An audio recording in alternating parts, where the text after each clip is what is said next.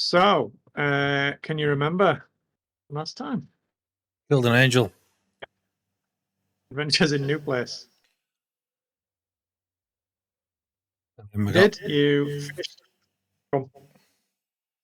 Yeah, then we got came off the train and then walked along some bridges and we saw some shadowy figure, I think.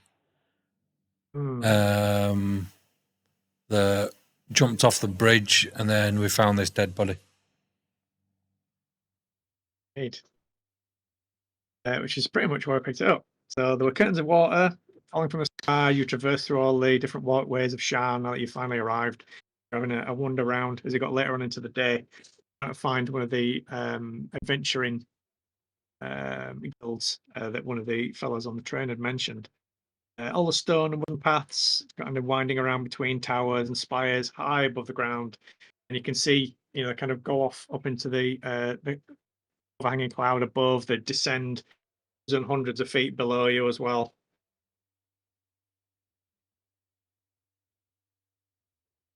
Winds falling quite hard, running off all of the higher walkways and balconies in drenching waves, almost like waterfalls in places, making it difficult to see much more than a few feet ahead of you at certain points. The distant glow of all the little ever-bright lanterns barely visible in the soaking gloom, not doing much to light the paths on this warm, very wet evening. As you kind of rounded this corner and came to another sky bridge, you, actor, spotted a figure in a dark cloak moving quietly through the rain on the sky bridge ahead. It seemed to be avoiding the dim pools of light that are cast by the ever-bright lanterns, preferring to stay in the shadows.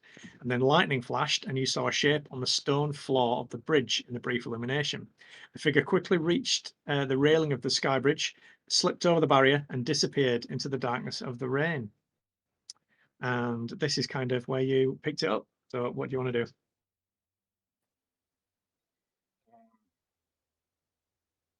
Better examine the body. After.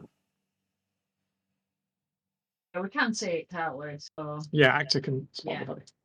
We'll go over to the body. So get over to it. The sky bridge ahead spans the distance between platforms attached to the sides of two different towers. As you approached, you saw that this one was called Delanan Tower, and the one in the distance is called Kelsa Spire. The body lies on the floor of the bridge, and you can see a mixture of rain and blood pooling around it. Actor, as you approach, you can see a leather satchel still clutched tightly in the person's hand. What's in the hand? A satchel. Can you both give me perception checks, please?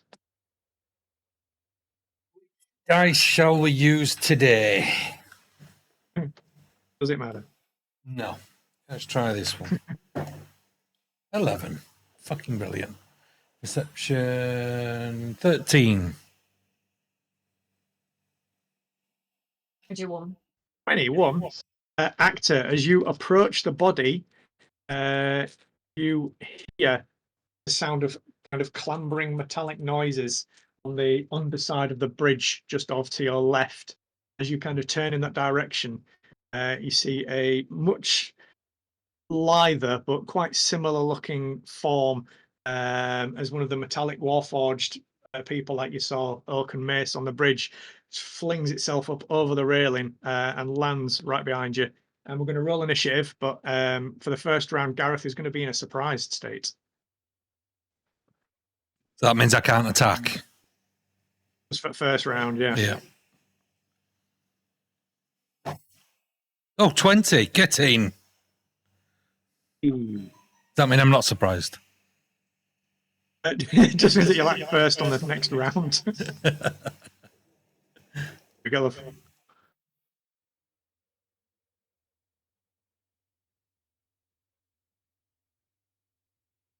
16.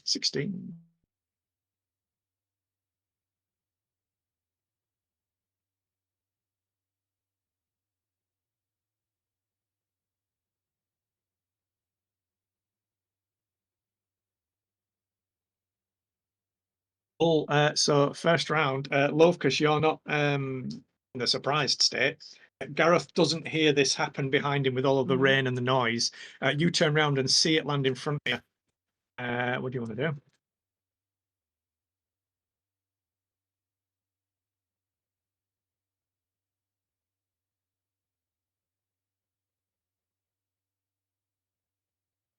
Kind of have a weapon ready, but I was saying, kind of give a bit of a halt. Who goes there? You're gonna hold an action.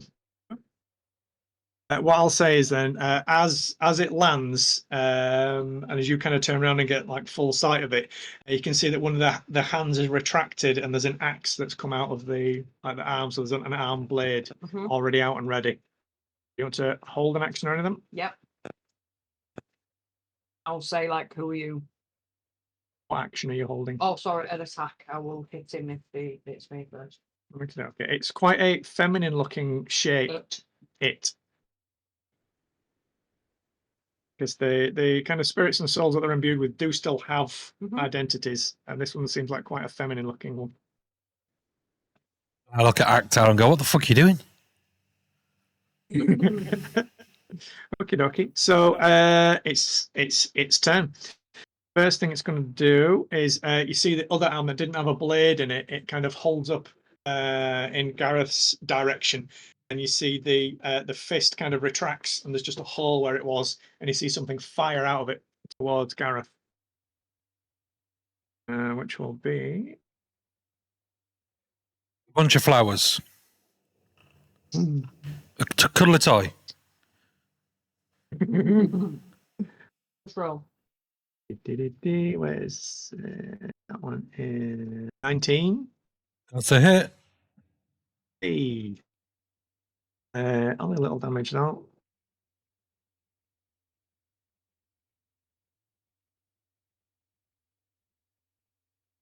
Oh, that didn't work very well. It's obviously not going to do a lot of damage, is it?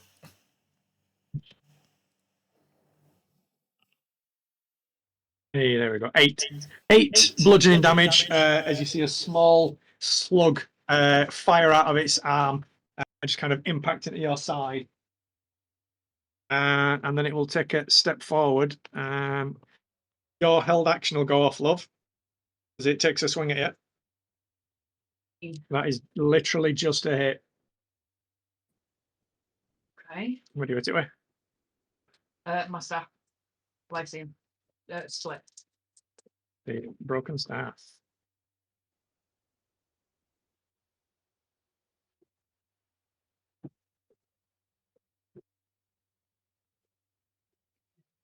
$15, which is poisonous. 15, very That nice. might be a robot. Actually, that is a very good point. Let me double check.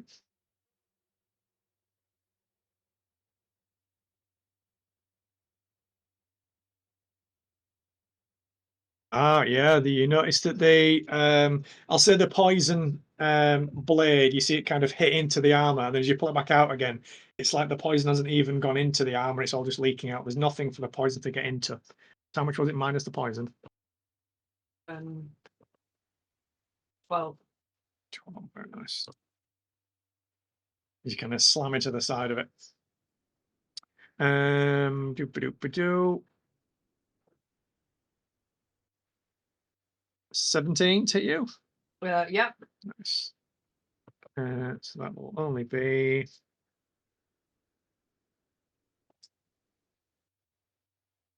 six slashing damage as the kind of arm blade just slices out toward you. Okay. Top of the round, Gareth, you are no longer surprised. What are the Surprised to see this big robot appear behind me. So I will move behind it and I will do Shocking Grasp, which gives me advantage anyway, because it gives me an advantage on the attack if the target is wearing armor made of metal. Which it absolutely is. Which I'm guessing it's made of metal. So we'll The whole do thing is, yeah. Shocking Grasp, which is good. I've got advantage because That was an 8. That was a 14 plus 8. That is indeed a hit. Okay. So that is 2d8. Oh, that's crap. 5. 5 5 damage. points of lightning damage.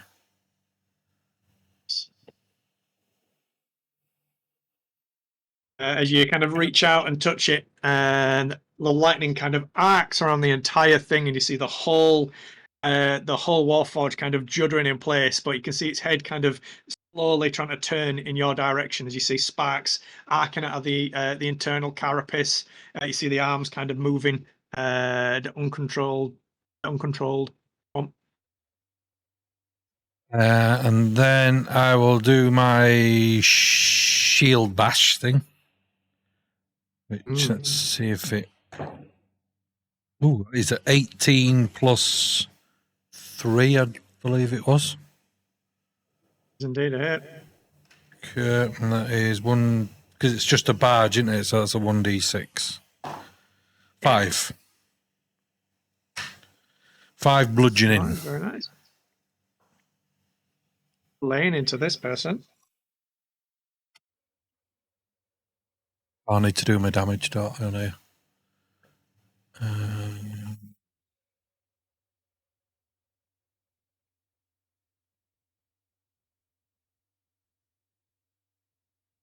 Yeah, and then that's it. That's what I got. Lovely. Active activity. So, you've got advantage at the minute as well.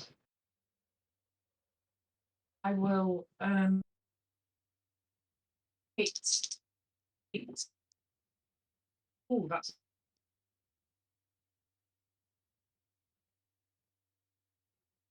so 26. Oh yeah.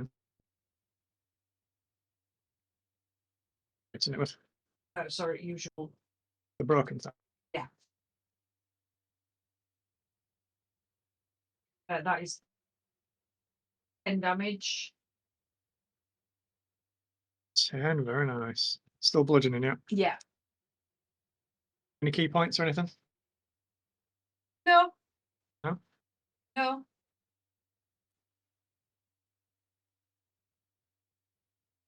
Okie dokie. Randy, your turn? Yeah. Cool. I'm going to keep shouting out, like, what do you want? Can't Blaze Or what poop we on do its head or involved. something? No, because it might attack it. It's only got 3 hit points. Oh, it can go from height, though, could- can't it? It can... That is true. As the electricity from the shocking grass kind of wears off and earths off into the bridge floor, you see the eyes on the robot glow like a deep crimson, really, really deep red color. And you see like the second hand, which is kind of retracted now, another blade comes out of that arm instead, and it starts attacking kind of with a frenzied. Okay. All right. Nice is over. And in the distance, you can hear from some of the windows like, "Hey, hey, stop that! Call the watch! Call the watch!" And so she's now entering into a rage. So her AC does drop though, but her attacks increase. Is she like a barbarian robot? Yeah, that kind of thing. Lovely.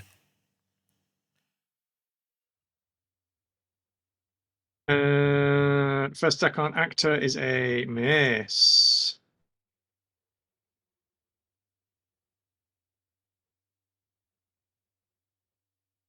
$22 on Gareth to hit. How much?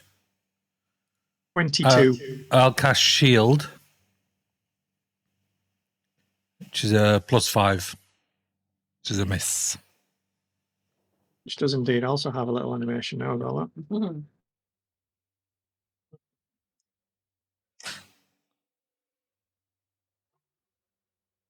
And my I can wild apply surge shield. goes off. Hey! I rolled a 1. Brilliant. What level was it? It was a level 1. D20, please. D20, 8. So that makes it 7, and then the D100, please. 33. 33.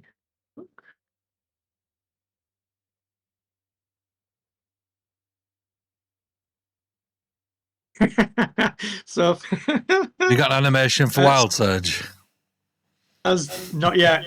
So as the shield goes off and you feel the protection spell kind of ward off the attack and it just deflects off, you suddenly feel a lot more confident in yourself as you're looking at this creature with kind of slightly red colorations on it.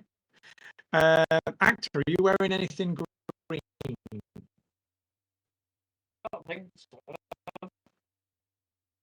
Let's say you notice the trees and the bushes distance though. You're all held by hour. Get advantage. All charisma creatures wearing red, but they're wearing. Say that again. For the next hour, you get advantage on charisma checks. You'll deal with any creature wearing red, but disadvantage if they are wearing green. The fuck? Okay. You pick wild magic, man. So just bear that in mind for the next hour. Okay. Just don't like green for some reason. I can't tell you why. I don't know. That's just how it is. Is that you, mate? Oh, that was him attacking you. Sorry, that was him attacking you. He's going to take a step to the north to try and get out of you two guys flanking him. That's pretty much it. He kind of stands there and gets both the blades out ready to attack you guys again. Back to Gareth. You can see he keeps casting glances down at the body. Okay. So I'll move up here. And then, yeah, let's shock and grasp him again. Okay. 17 plus 8. Absolutely. And 2d8. Oh, that missed. That's an 8 and a 6, so 14. 14 damage. Yeah, lightning damage. 14, yeah. Nice. Very nice indeed. Again, you see it kind of just as it's about to like withdraw one of the blades to take a swing at you, you kind of sidestep it and just with your free hand with the shield on it, like just glance your hand across its shoulder. And again, lightning arcs out from you and hits it all up the arm. You see it arcing up towards the neck. The head starts juddering again, like erratically. Very nice indeed. And then, when does your shield run out? Is it the end of your turn? yeah, I think it only lasts a turn. Just check. Until the start of your next turn, you have a +5.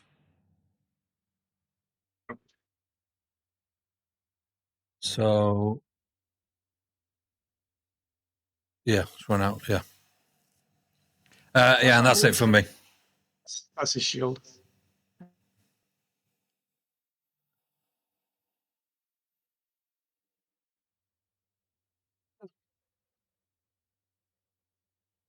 Actor, to your love. I will attack.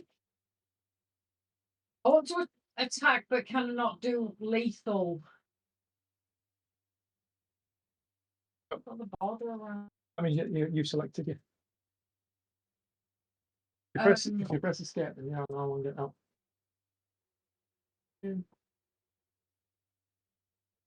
Okay, I will attack. I'll just.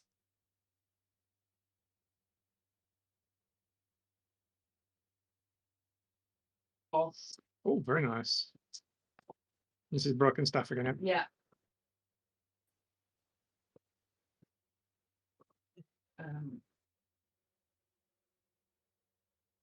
13. Oh, very nice. It's magical, by the way. Yeah. No, that definitely does. Difference. Okay. My second attack.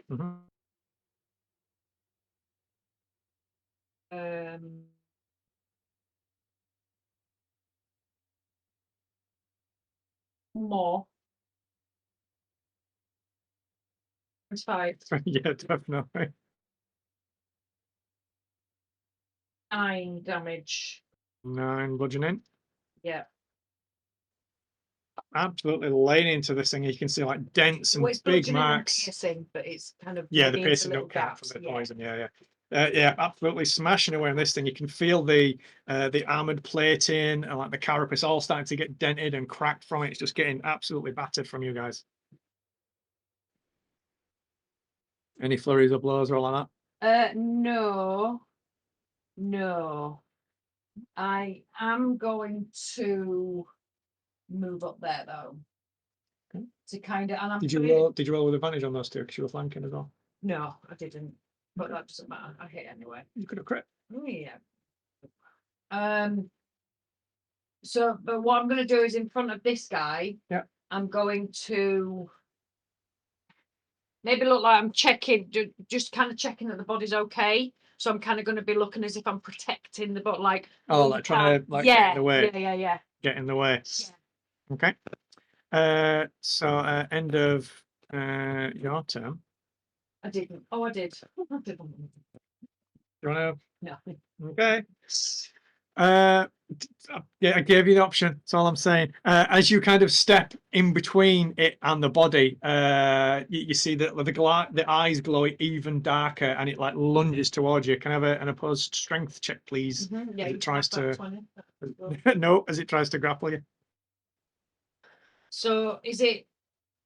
It's not strength saving, is it? Is it Just saving? opposed strength. Yeah. So strength. So I just use that modifier. Whatever your strength modifier number is. Yeah. No, that's not. That's a fail. Right, let's just double check. I mean, can you beat 7? No. Okay. Yeah, it absolutely grabs you and just shoves you backwards. So Gareth, you'll get an opportunity attack as they both kind of get pushed that direction. Yep. So my opportunity attack will be shocking grasp. Shocking. Yeah, shocking. Is an advantage. So 16 plus 8 or 15 plus 8 to attack, to hit. And then it's 2, 5. 5. Yep, 5 lightning damage. Very nice indeed. And then it's going to take attack on actor. You're currently grappled.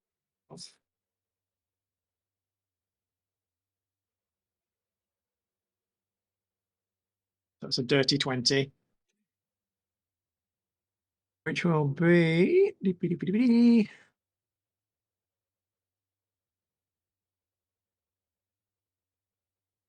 15 slashing damage as it like, sinks the blade just deep into your side and then just, like tries to slash it outwards. And you see it trying to almost like, even though it's kind of grabbed you and tried to push you back so it can get to the body, when it withdraws the blade, it's now trying to kind of push you backwards over towards the railing. Gareth's turn. Do I know anything about these Warforged other than the one that we met on the train? Not yet, no. Only that they're leftovers basically from the last war, that they were created to be an army. Now that the war's over, So I don't know about like a special kill switch that might be in the back of the head to turn them off. Nope. Okay. Or their arms suddenly.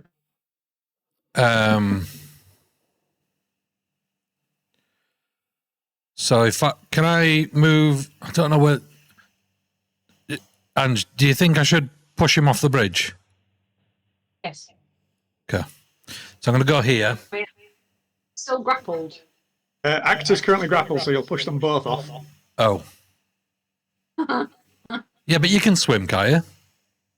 I can, you are right. It's not water above you, below you, sorry. That's just hundreds and hundreds of foot drop. Ah, shit. Okay. So, if I do shocking grasp, is it going to electrocute her? No, I'll say that you manage, your spells well enough to just arc it around the creature. Okay, I'll do shocking grasp again. And it's 5 plus 8, or 8 plus 8, 16. 16 is a hit, yeah. Oof, good. Let's do that one and that one. That's 8 damage, lightning damage.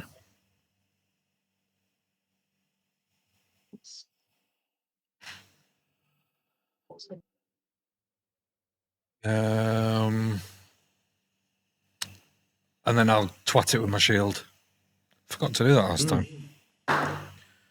That is 18 plus 3. Oh, definitely. 3 damage, 3 bludgeoning damage. I'm going to crack it against right on the back of the head. You feel like the whole head kind of flex forward. I'm guessing that's where its nerve center is. Hmm. I'm guessing. Hmm. That's the end of my turn. I ain't got any music now. That's because I'm going to play it on music. I can put music on here as well. We've got, look. Music.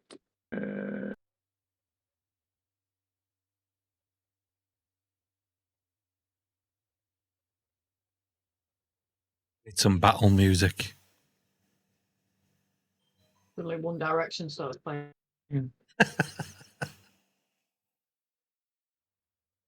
Taylor Swift or something. Oh, you freaking jerk.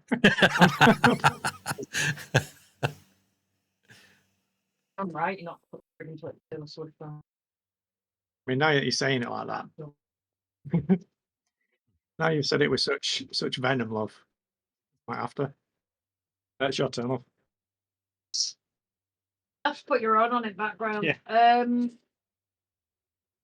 You can hear some more shouts from some of the windows now as people are quite clearly like shouting out, "Murder! Murder! They're murdering that man! Call the watch!"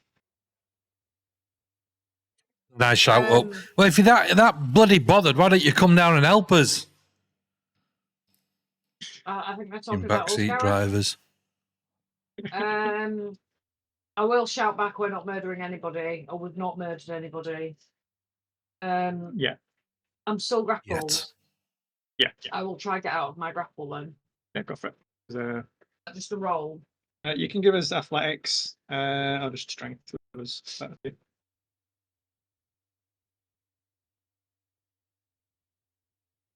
It'll be a 19. Oh yeah, absolutely. I managed to push him off you completely. Sorry. Okay, so as I then can get back a little bit, and then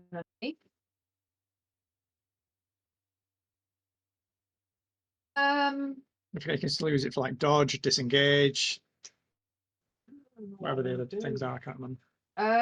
I can see that the robot thing is trying to go for the body. Yeah. So, do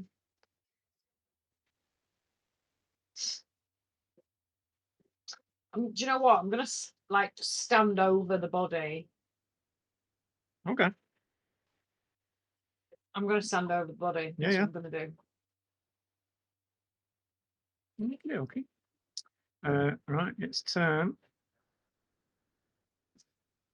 As you kind of disengage from it and sidestep over the dead person to completely block its access to the corpse. Now, it just tries to lunge at you with both of the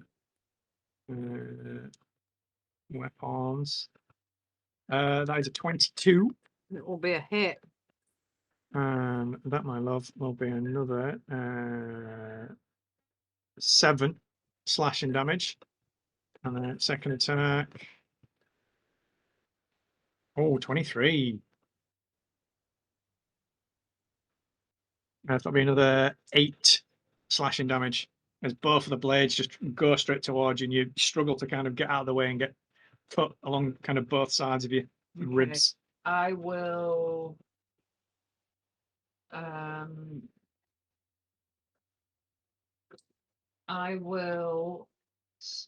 please ask it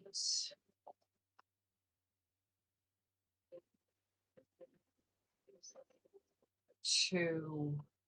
Is this Hellish Rebuke? This is Hellish Rebuke. Hey, give it one of these. If it's on fire, does that count of it being red? I mean, act as red. That will be 20 points of damage. Oh, Look at that. Boom. Describe your Hellish Rebuke for me again.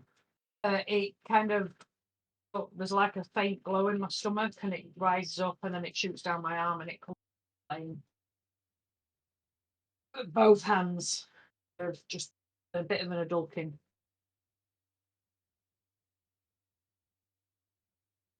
I was trying to be polite. As the Warforged Barbarian kind of falls backwards as all the flames blast it against the railing, and then as like the rain kind of instantly puts most of the flames out, you can see it's all scorched and burnt. You can see all of the faceplates all cracked, and like one of the crimson eyes are kind of dangling by the wires. You see the arms hit the railings, and then it kind of slumps forward, slams down onto its knees, and then you see the center of its torso kind of unhinge and then crack open as 2 doors kind of open out. And just as it does, you see a cartridge dislodge from the center of its chest, and two sets of like incredibly fine wings unfold from this cartridge as it falls, and instantly starts flapping off and flies off into the distance. Okay. We're out of combat now. Yes. You start to hear a whistle in the distance. You can hear like a blaring whistle off in the distance. Isn't that the Rozzers? I am going to quickly take the satchel from his hand, the man's hand. Yeah, okay. Let me actually change the music because that's a bit much for just standing on a bridge.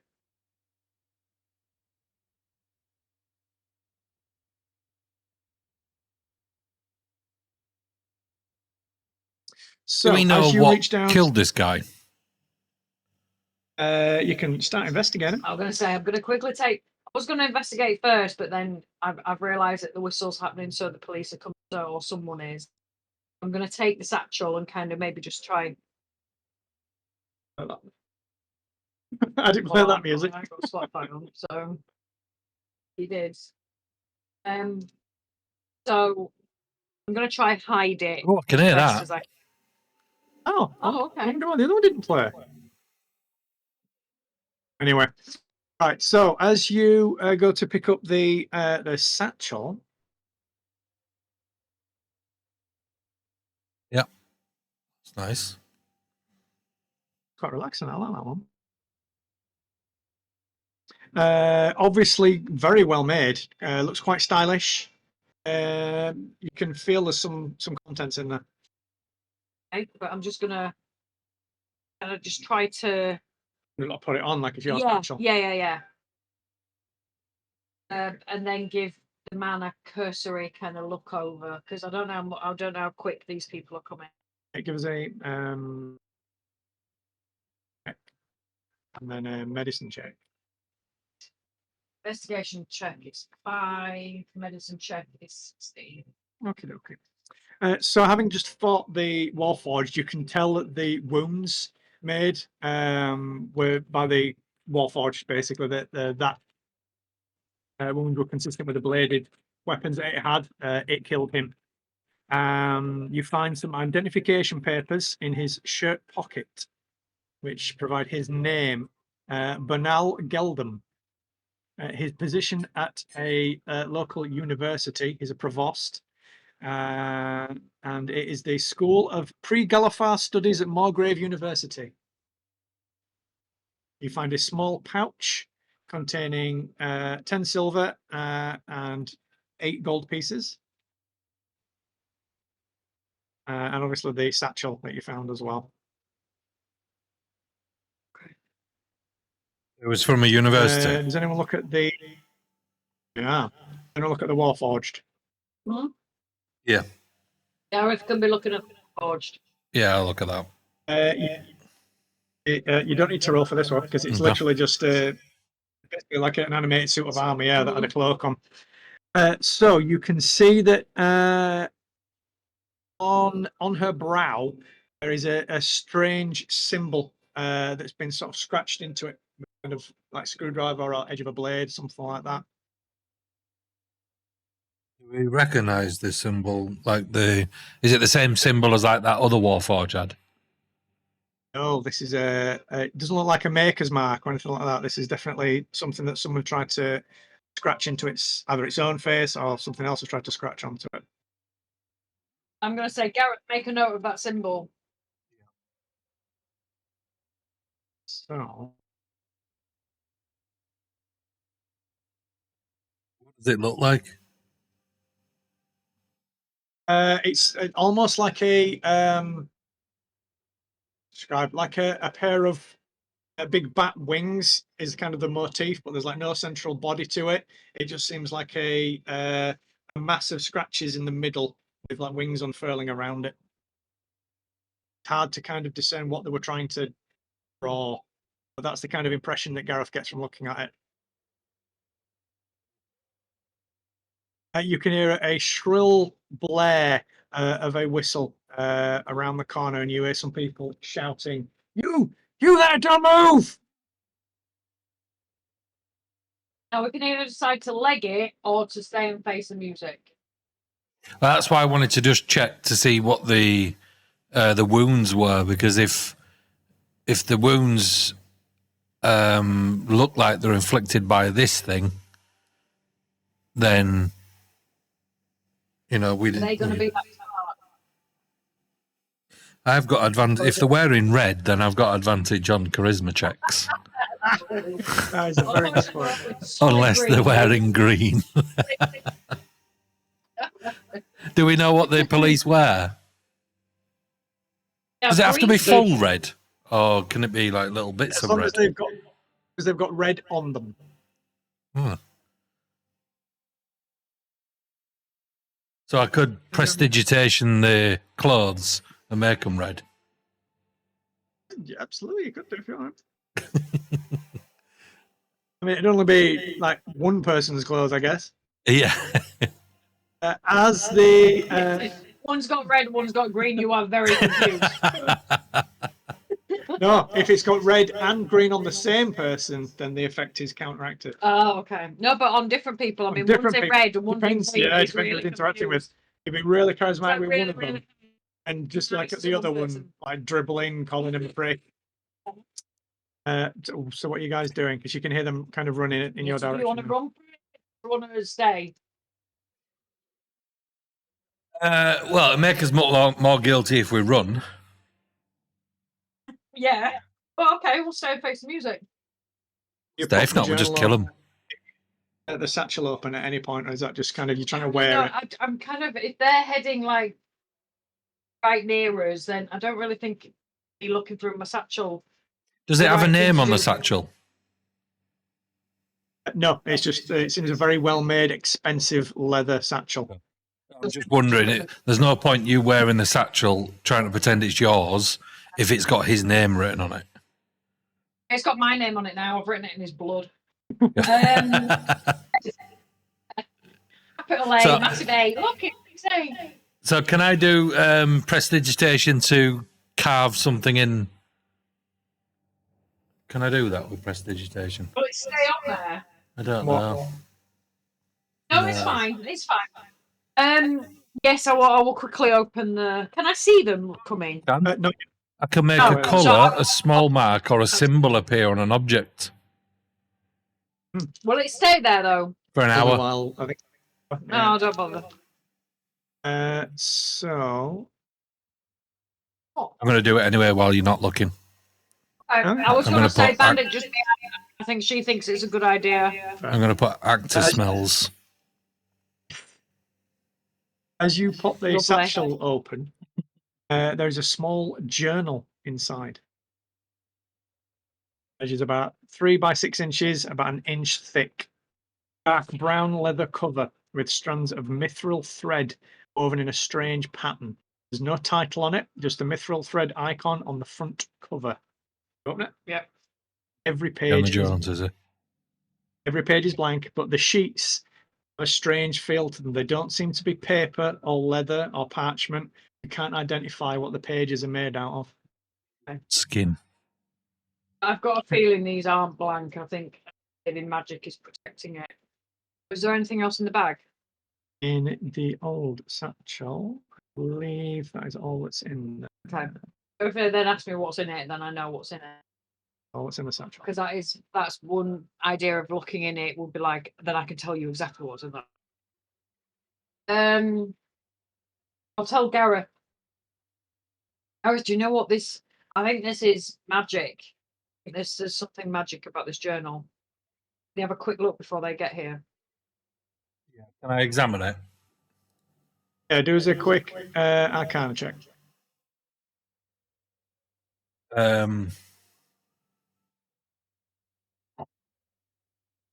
10 plus 3, 13. But as I look with at it, I want to say, I solemnly swear I'm up to no good. It's Harry Potter. Okay, don't disappoint me. You disappointed your sister now. You notice a very I just looked thin that up. enchantment magic on the journal itself. You think it would be fairly hard to actually be able, fairly difficult to actually be able to damage this journal, including by fire or anything like that. You don't even think you'd be able to write on the pages with normal means. It seems incredibly resistant to damage. Lemon juice, maybe. Which is strange, seeing as, well, from what you said before, and this land isn't, Not super, not super magic-y. yeah. The cover with the mithril thread seems to be a stylized anvil and hammer inside a circle. That's the kind of design on the cover. But it doesn't seem particularly familiar to you guys. As you are doing this, you hear the watch approach. For some reason, have all rotated.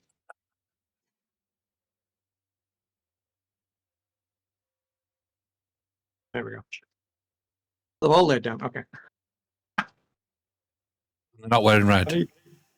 I really need to lock these tokens. The fellow that seems to be in charge is indeed wearing red, but the two guards that are with him have got like a deep blue livery on. That's okay. But yeah, the guy that's in charge with the beard as he approaches, 2 males and a female. The 2 guards wearing some blue, but with mainly green and black studded leather underneath the livery. The Shan City Watch emerge from the rain-drenched night. The man who appears to be the leader, powerfully built, bald dwarf with a very close-cropped beard, stepped forward. He levels a crossbow of a strange design in your direction. You can see a small ball of arcane light hovering just above and behind his left shoulder, which illuminates the area. And to each side of him, there's a human male and a human female standing with large halberds. And he goes, "Oladra's bloody nose! By order of the watch, drop your weapons and explain yourselves." Yeah, get Blaze out of there.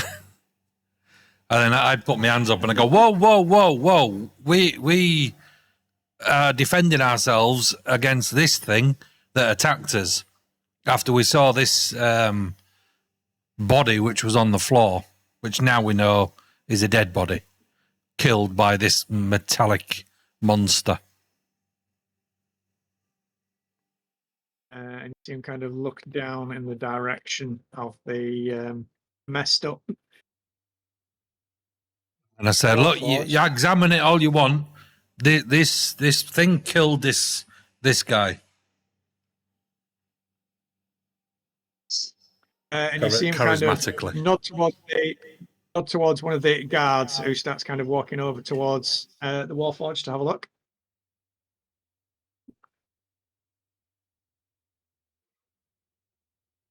And as the woman gets over towards Gareth, she goes, stand aside, and goes to put the halberd kind of in front of you to move you out of the way. All right, love, calm down. Chill out. No one died. Oh.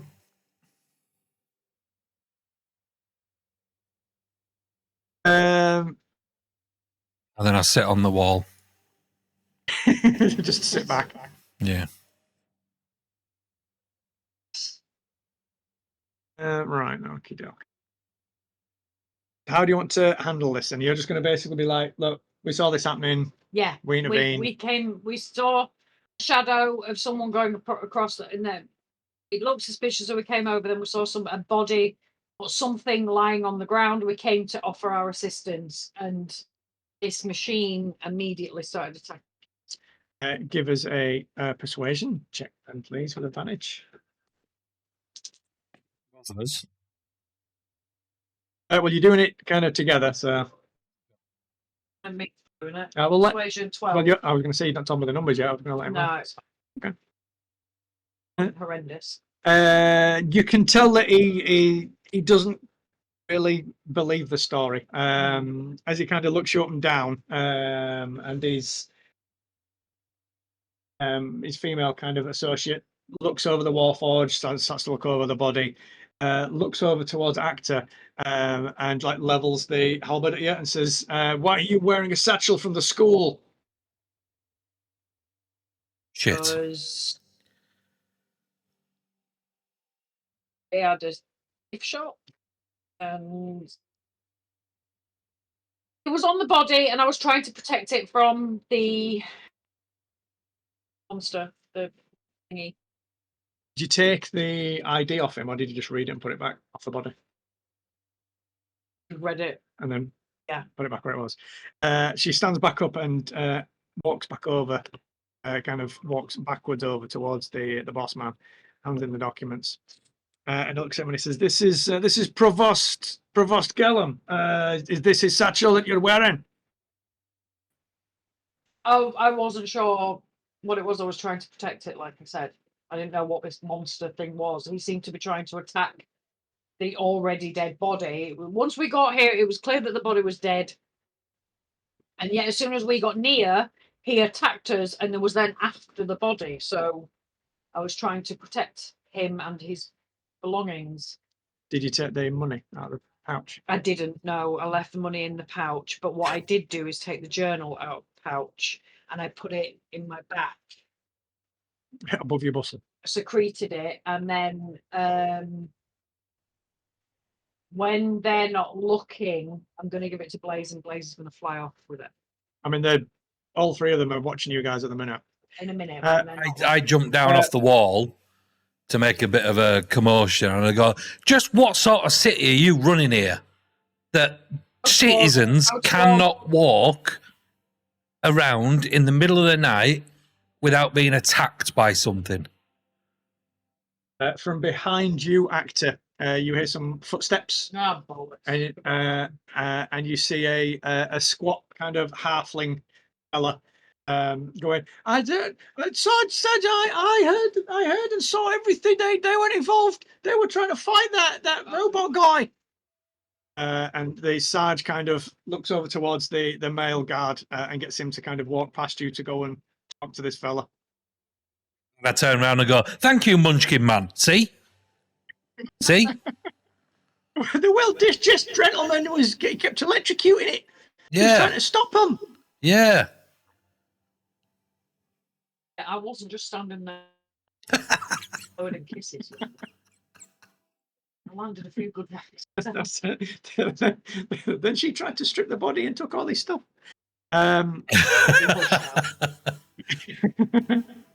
What did you get on your persuasion? It was 12, wasn't it? Okie dokie. So after the civilian comes over and has a chat, the sergeant and the guard comes kind of back over to corroborate kind of what you're saying, and talks to the sergeant again. And he says, I mean, it's very irregular, but it sounds like you've been caught up in what's been happening here, unfortunately. That's what we were trying to say. You've got to understand my perspective here. From what I can see, you're not from Sharn. You're not wearing the kind of clothes that we wear. You speak with strange accents, and so you're a racist. You're a racist. Is that Warhawks. what you're trying to say? I Whoa. totally get You'll be you. hearing from my lawyer. Gareth, it's so chilly bones. I am Bru. I completely and utterly understand. And we were in the same position. We just had no idea what was going on. We just immediately tried to help. Oh, well, we're going to have to, regardless, I'm going to need you to come to the station at some point to give a proper account of what happened here. Absolutely. Oh, here, you can have his bag back. I'm sorry. I was trying to protect his belongings from but I don't. The journal, remember, is tucked in. The guard steps over and takes it off of you, hands it back to the Sarge, who pops it up and says, "Was there anything in here when you found it?" I didn't get a chance to open it. And he kind of rifles through it a bit and then throws it at the woman who It should be catches it. slightly believable because there's still money in there. Mm. I do a minor illusion of my QR code and I'd send it over to him and go, look, just scan that. These are our details. Get in contact with us when you need us. Are we done now? I would like to get out of this rain and I would like to feed my falcon. Absolutely. If you could just give me pecking the body. give my companion here your details, and before you leave the city, if you wouldn't mind just coming to the station and actually giving an account of what happened here, giving us a proper interview, then it's fine. We actually have literally just got here, and it's not a very good welcome. No, my point was we don't know where anywhere is, so we don't know where we're staying. Do you have any advice? There's plenty of inns and taverns and hostels and hotels. I'm sure you'll find plenty that will accommodate yourselves. If you could move along now, though, please. I'm going to need to get this bridge cordoned off and get this cleaned up. And you see him, he don't even wait for you to finish. You see him start talking to yeah, thanks for the detailed explanation. Small sending stone out of his pocket. You can see it's got like lots of little runes and things carved into it. There's some strange brass device attached to the top of it, and you see him start talking into that. I'm gonna to one of the guards. I'm gonna be miming which way do we go? Which way? The female that kind of stepped towards you, nods in the direction that you were heading over towards the left. I'm gonna. And she gives you a because I'm guessing half nod. Whoever's gonna in there, they're gonna know where the station. You start moving away. So, shortly after leaving the bridge, you start heading off further down the walkways and the steps, getting into a bit more covered areas of the city itself.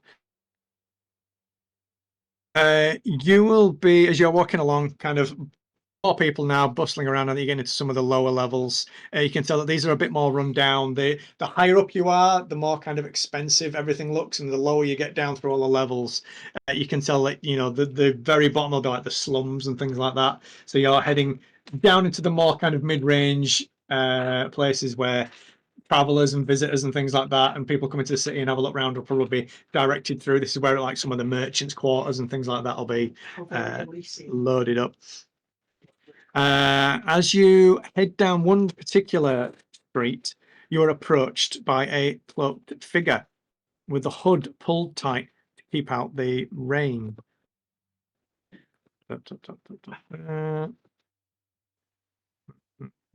When I can find the right page.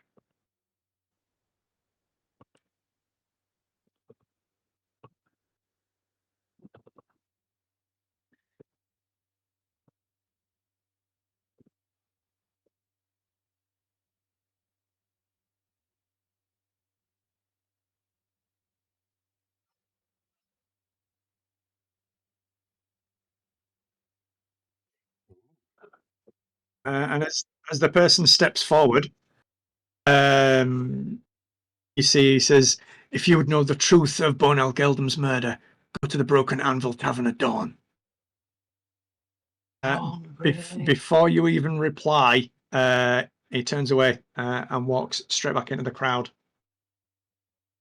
Oh, why is it whenever anyone wants to meet, it's always at dusk, at dawn, or at an ungodly hour? That means you get a nice lay down at least. So you get to go to bed. Long. Wasn't there Dawn, gotta get up. Wasn't there an anvil on the journal? There was a hammer and anvil design inside a circle. Let's go. Well, what inn did he say? The Anvil Inn? The Broken Anvil Tavern. We go look for the Broken Anvil and see if they've got a room for the night, and then we don't have to get up at stupid o'clock. We can literally just walk downstairs. Yeah. Okay. So if you ask any of the kind of passers-by, if you're going to any like the shops that are still open this late, that closing up and things like that, they'll be able to direct you towards the Broken Anvil. It's in the Mason's Tower, and they kind of direct you what region to go. You can start heading in that direction. Yep. And it to Lou. Be right back.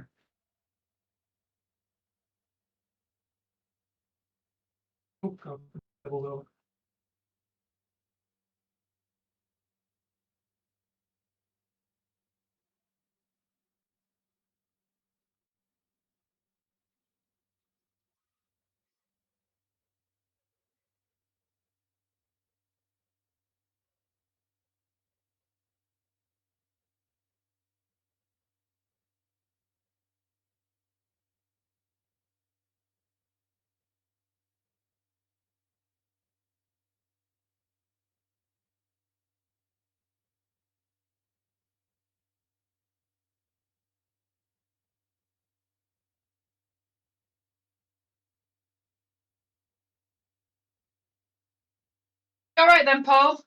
Yeah. You? Yeah. It's too hot at the moment. And I've got next week off. Oh, okay. I've got next week off, so nothing. I've got next week to work, and then I've got about 5 weeks off. What? Well, I only work term time, don't I? So. Oh, okay. Is that paid leave? Well, no. But I get it throughout the year, if you know what I mean. Oh, okay. So you just got to save up to cover yourself. No, I get paid every month. They spread out the payments during the year. Okay. You get it? So I get the same amount each month instead of it being, so then it covers me. That's good. Yeah, because I wouldn't want that. Otherwise, you'd have some months where, you get a week off, and then every other month it'd be a week down, and then... Yeah, then you have to plan for the time that's going off. Whereas if you get it pro rata, then they just work out how much you get in a year, and then they give you that every month. So yeah, so that's much better. You don't get paid for it, but it feels like you're getting paid for it because you still get paid. Yeah. You doing in them 5 weeks? The house, just tidying it up and chucking loads of stuff out, and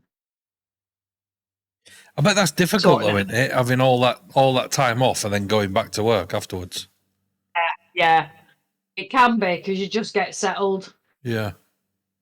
And then suddenly the alarm goes off, and you're like, "Oh, bugger."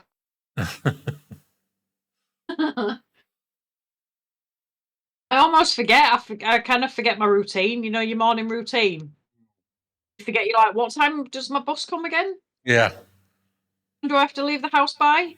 No, you're so used to it. We've just booked as holiday yesterday. Oh, nice. Where are you going? Philippines. 2 weeks. Oh, yeah. Cool. January. So we just booked the flights yesterday. And then I'm going to, in September, I'm going to Holland. Oh, very nice. With work for I think 4 days. I think it is. Mhm. It's a visit to the factory, to the paint factory. Oh wow. So they're Okay. paying for us to go out there for a couple of days, which would be nice. Mm. See how the paint's made.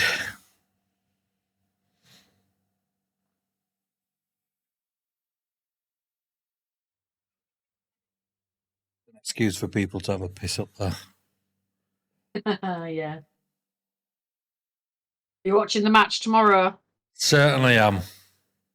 I managed to catch them all, and the one against Netherlands, I had it on downstairs in the kitchen, and it was like 2 hours before it started. I thought I'll put the VPN on, and I'll put because sometimes it's difficult to load. You know, it was ITV player, and sometimes it's difficult to load it. So I thought I'll preload it, and then it's there, and then I'm okay. And then I forgot it was like 11 o'clock at night over here that it starts. So I turned it on at like 9 o'clock or something, and it got to like 10. And I'm like, right, I'm getting tired now. So I'll watch it in bed on my phone. So I put the VPN on my phone, try to load up ITV player on the web browser, didn't work. It was this was like 10:30, half an hour to go. It wouldn't work. Came into computer room, turned my computer on, put the VPN on, put the loaded up ITV player, wouldn't work. Couldn't. It kept saying you have to be in the UK to watch it. Yeah. So then it was like 20 to 11, and kickoff were at 11 o'clock, and I'm panicking now. So Oh no. so then I ran downstairs on my laptop, connected, and it connected first time. So I don't know if it's something to do with the router upstairs. You know, being a second router, because I've got to extend the Wi-Fi. I've got a bridge router, so it's still on the same network. It's just expands the. So if you come upstairs, you have to connect to this router. If you go downstairs, you connect to the main router. Right. Okay. But I'm not that well versed in routers and stuff. It took me so long to set this thing up. Dave's back, so I'm just going to go to Luto. All right. Right. Okie dokie. So yeah, the Broken Anvil, small tavern located in the Mason's Tower, which a few people around can direct you towards if you ask anyone. As you head over there, you see a sign above the door indicating that the establishment belongs to House Cholander. Galander, one of the big houses. Do you step inside? Yep. So as you go through the door, you can see there's a halfling matron at the other side of the room, wiping down some tables, and she immediately kind of starts waving you over and goes, "Oh, please, coming out of the rain, out of the rain. You must be soaked, my friends." Yeah, we'll just say yes. We are soaked, obviously, because it's raining. So yeah, can we have a table for two? If that's how you do things here, I don't know. Absolutely, please let me get you some. Would you like some towels, something to perhaps help dry the clothes? Yeah, do you have a Dyson hairdryer or something that I can? She directs you to one of the sort of Actually, washrooms, no. like I'm going to stand. I'm going to stand, and I'll go towels. I don't need no towels, and then I do prestidigitation to dry myself. I knew you were going to do that. And I do it like like what's his name, Bruce Almighty, when he stands and it's like that with a flourish. Yeah. And then I'll do the same to Absolutely. actor. Says, oh, my friend, you are the study of the arcane arts. This is so impressive. We have so few of you people come through. Yeah, I'm pretty big thing. She immediately starts like clapping, and you see a couple of little gnomes come out and start butting the tables. She says, please, come sit. And the table that she was wiping down, you see, she like moves all of the other chairs out of the way, so there's just the two chairs and kind of an oversized table just for you guys. But you can see she wants to make a big deal out of it. And I just got, yeah, can you just, wipe these down properly for me, please? It's a little bit grubby. I'm sorry, my friend. Apologies. And you see her kind of reach behind her, and you can see that she's got like a load of different cleaning like utensils and little compartments and things in little pouches on her back, and she reaches into another one. You see in kind of one smooth motion, it whips out like a tablecloth, and it just expands and like covers the table over, and she smooths it all out for you. He goes, please take a seat. I bring you drinks. You warm drink? Yes, warm drink. Yeah, a nice cup of tea will be nice. Have you got any Yorkshire tea? Yorkshire. I can bring teas. I'm not familiar with the Yorkshire. I'll tell you what. Just bring me some hot water, and I'll do it for myself. Thank you. Very good. And for the pretty lady? She'll have tepid water. She'll have a tea as well, please. I bring it to you. You also want the Yorkshire? Earl Grey, if you've got it. I will see what we have in The grey of the in the Earl. stores. The greyest of the earls. I will see what we have. Again, The Lady of the Grey. makes a few claps, and you see the little gnomes kind of like butting the tables around you. Got to finish what they're doing. They run off back towards the kitchen, and she disappears off.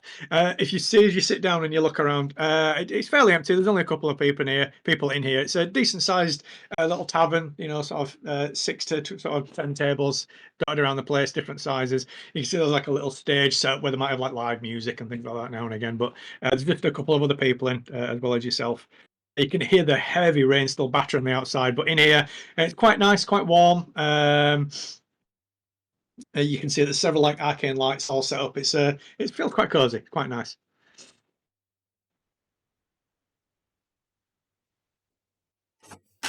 So a few minutes later, you see the matron comes back out, and she's got like a large porcelain teapot.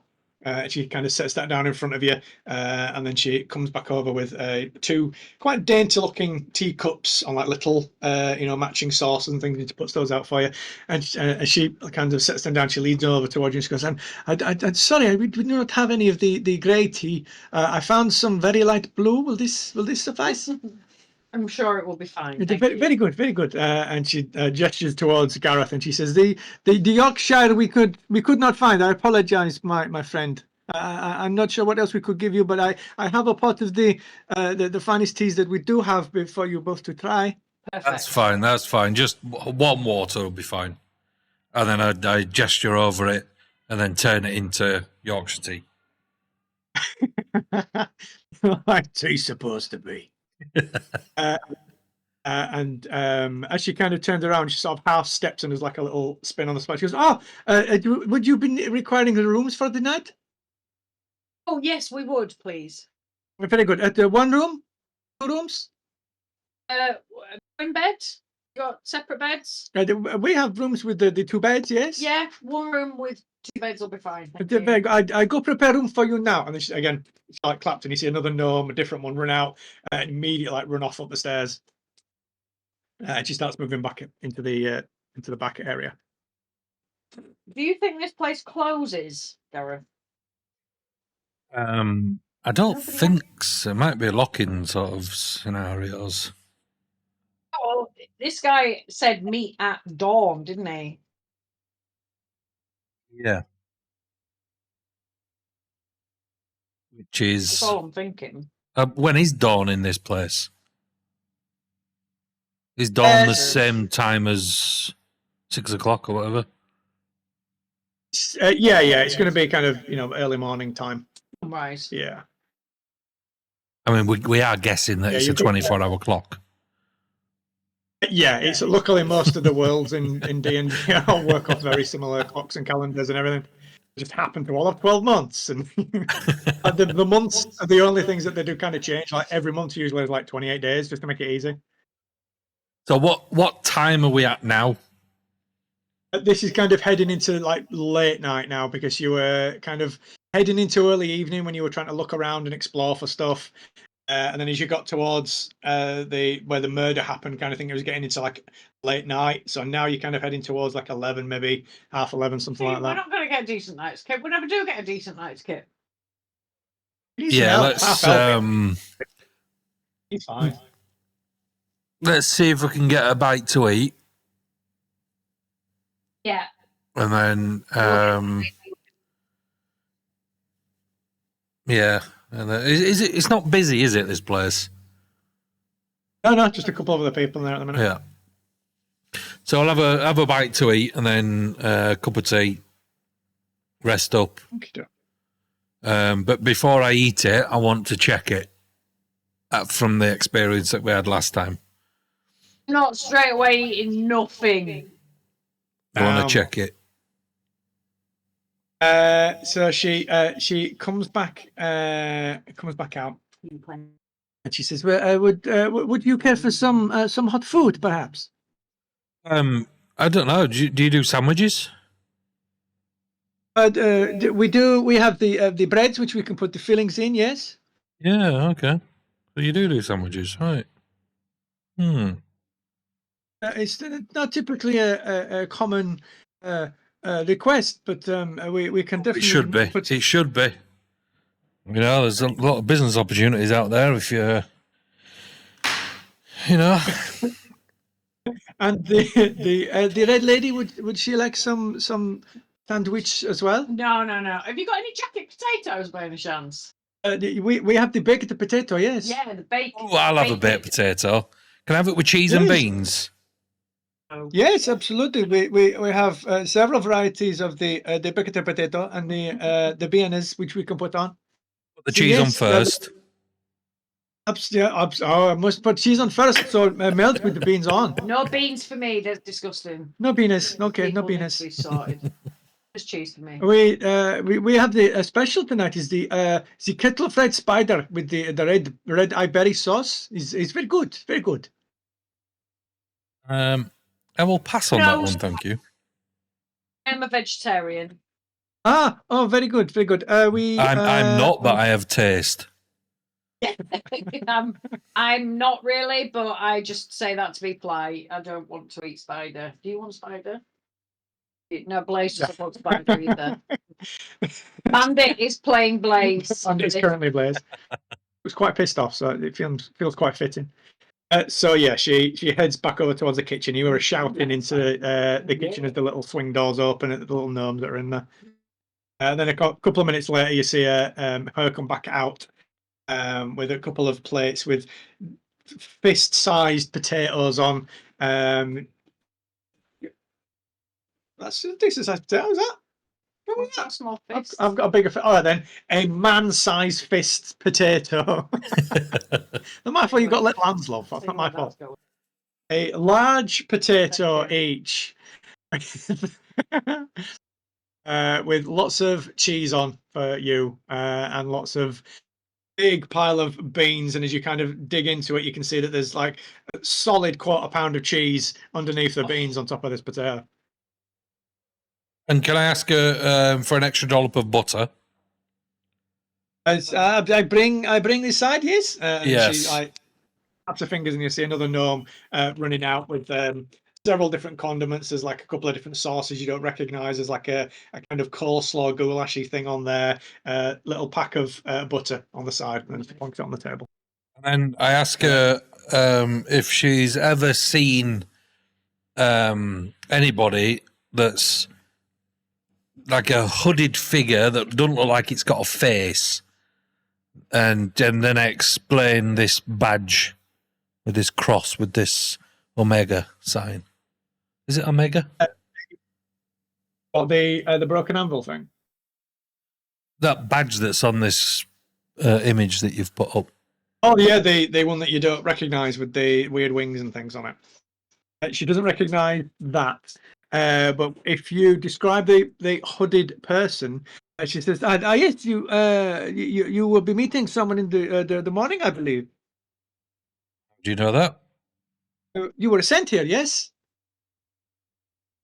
Yeah, maybe. So Who told you that? Lots of my little messengers bring me messages about things that will be coming and going. It's good to know your patrons will be friendly or not so friendly, yes? And is this person that has asked to meet us friendly? Absolutely. The House Kenneth looks after everyone in House Calandra. Sorry, Kenneth? Yeah.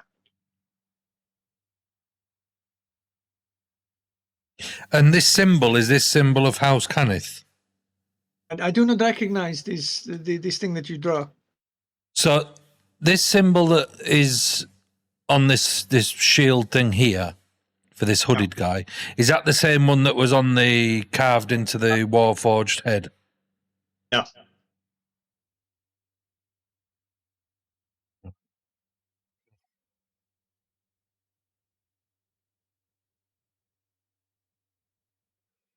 Okay. I'm done with you now. Bye-bye.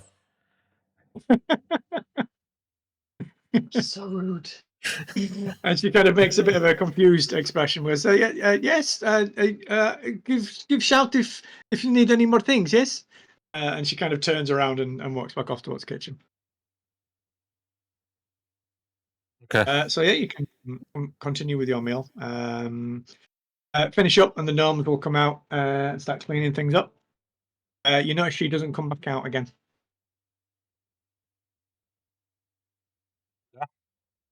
Done.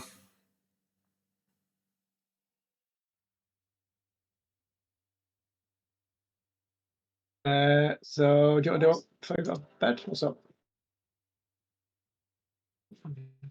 Sorry.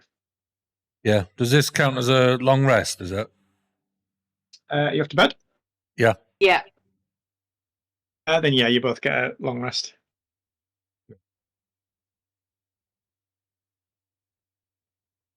So you hear a little kind of rap on your door. Who is it? Anyone in particular? Is it Eminem or Ice Cube or Snoop Dogg? Exhibit. Just checking. Yeah. Are you already up, or have you been awoken by the knock? Time is I've it? been awoken. You might be awake. It's just before dawn. Yeah, I wake up before dawn. Okay. Not being surprised again. It wakes me up. Okay.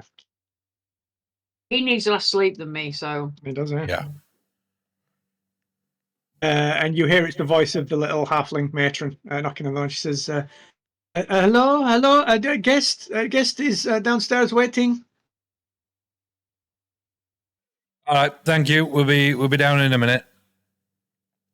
And you hear steps moving away from the door. And I get a glass of water and throw it over Actor. God, I'm awake, you ass. Yeah, but I do it anyway, just to wake I her know, up. no, I know, but that's what I say when you throw the wall. You asshole! I'm awake. I'm awake. I'm awake. And I go, well, I don't know. I'm just checking. Come on, you idiot! And I get ready. And then I do prestidigitation to make her dry again. Thank you. So you get ready, heading downstairs. As you get to the bottom of the stairs, you see that the matron lady's already waiting for you. And she goes, come, please, she's been waiting. And she like starts shuffling off towards a door towards the side. Yeah. Sheepishly go in. So she pushes a door open and kind of gestures for you to walk inside. A little sort of check secluded for room traps. Check for traps. Check for traps. There doesn't seem to be any traps. Door does not appear to be trapped. Everything As, seems okay. as you step through, the little halfling kind of follows you through and goes, "My lady," and you see her kind of do like a half curtsy, and you can see that there is a woman already seated at the table in the corner. She goes, "Your guests have arrived." There is a human female in a dark blue cloak. She has delicate features, dark blue eyes, and sleek black hair bound with silver and turquoise ornaments. She can quite clearly be seen wearing a signet ring with the symbol of House Cannith, which you've already described to you, on her ring finger. And she says in a soft but clear voice, "Thank you for coming. We have important business to discuss that relates to the unfortunate death of Bonal Geldum. Please sit down." And she gestures to the table.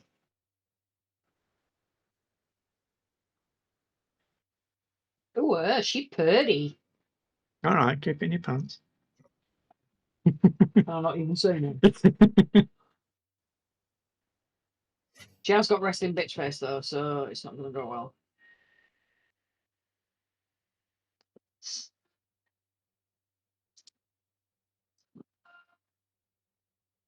Okay. You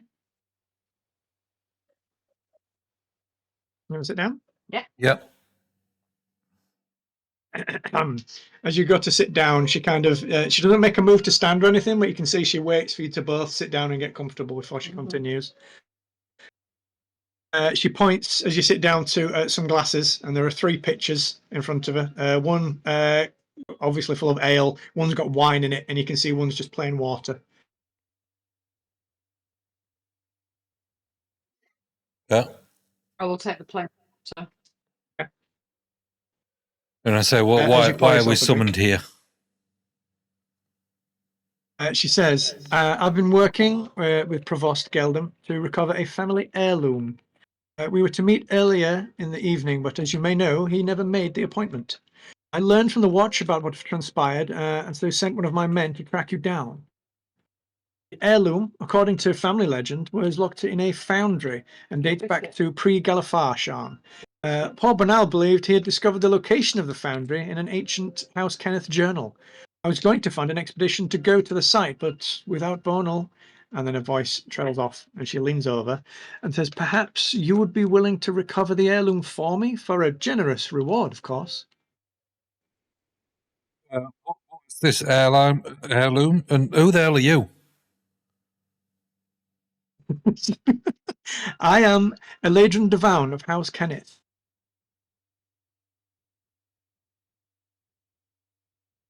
And she points at her and says, "I believe you had recovered the journal?" We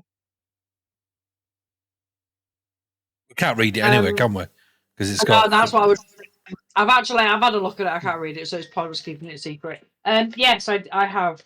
And she leans over with a. I shouldn't lean towards. She's just leaning her hand out. She goes, "May I?" Night and Blaze flies across and drops it in Dropped her it. hand. She opens the small book, and you can see that the threads, the mithril threads on the cover, and her signet ring both glow in unison. And as the pages open, you can see they all immediately begin to fill with delicate script and line drawings across each of the pages. And she immediately flips through and turns to a specific page and looks quite intently at it for a moment, and then reaches underneath the table and pulls out a folded map from inside her cloak. And she says, "The location of the lost foundry is deep within the Dorashan Tower, 57 levels below the tower's present-day sewer system. I offer you 1,000 gold pieces and the goodwill of my house if you would recover the heirloom and return it for me. Will you help me?" What? Just pump the brakes a little bit. Number one, what is this heirloom? Can we carry it? Is it big? Is it small? Is it magical? Is it what? What is it?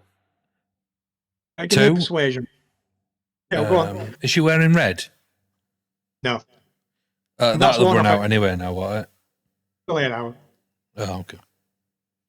No, but now he's become accustomed to her. He's just looking for people in red and green. Yeah. Yeah. She's wearing a lovely green gown. 19. Plus what? Persuasion plus 8. Okay. Flipping heck. And what else were you 7. asking? Huh?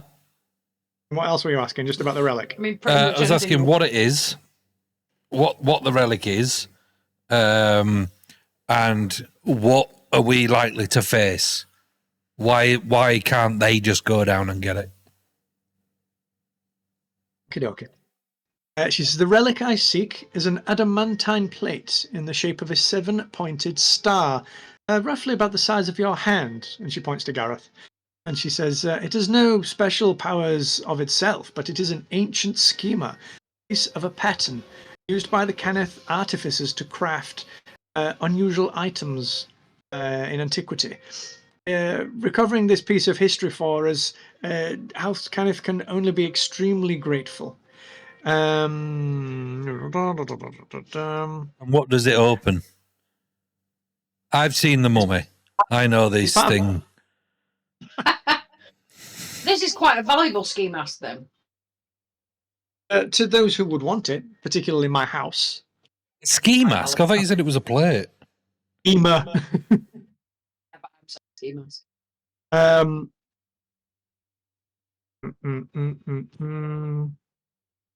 She says, do you talk about the Warforged at all? It killed the guy. Yeah, we want to ask her why.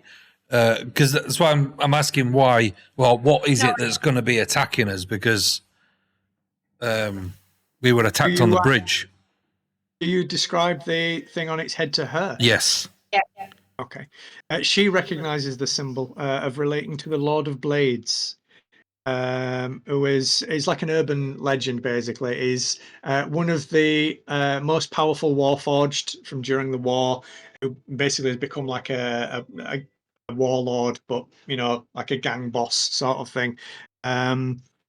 He's known as the Lord of Blades, and he has many Warforged that work for him. They're kind of relative to his cause. He's trying to destroy those of the flesh. Basically, he thinks that the whole world should be populated by Warforged.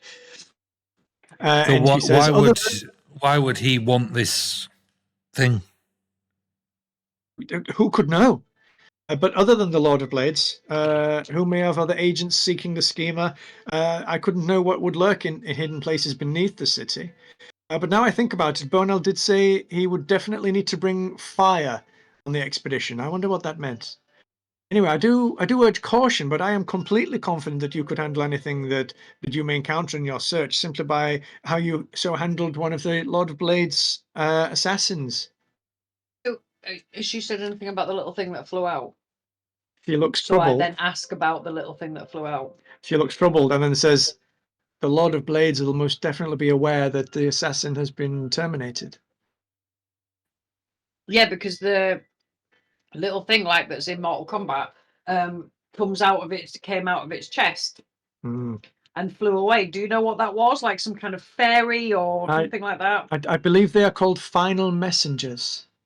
They contain a final instruction from within the Warforged to be delivered to a predetermined person. Oh, that's quite sweet. Well, we didn't have a chance to catch it or anything because we've never seen one of those before, but a few have. Yeah, we did see that. It was very pretty actually, but we did see that fly away. So will you seek this item for me? I mean, got nothing else to do. No, We're going to negotiate the 1,000 gold. Let me just put it that way.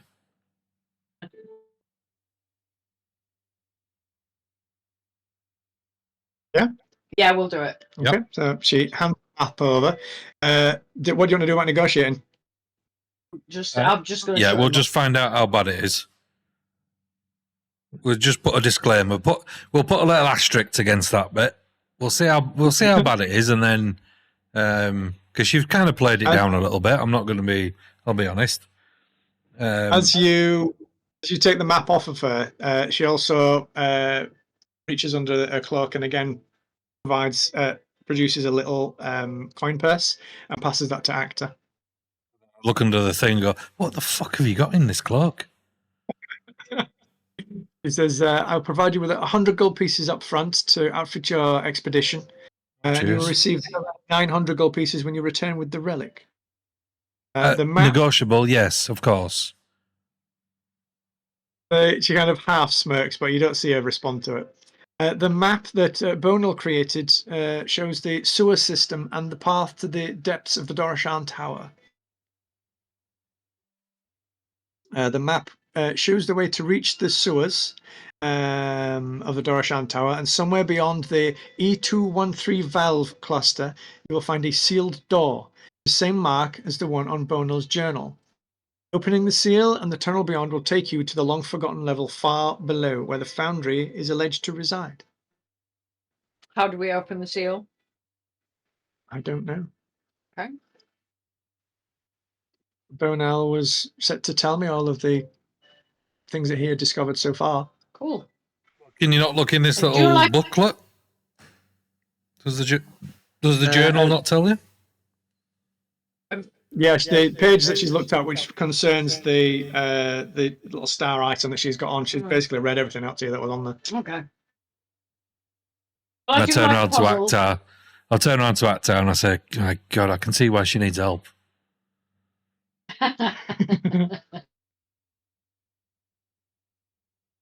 This is not our first rodeo.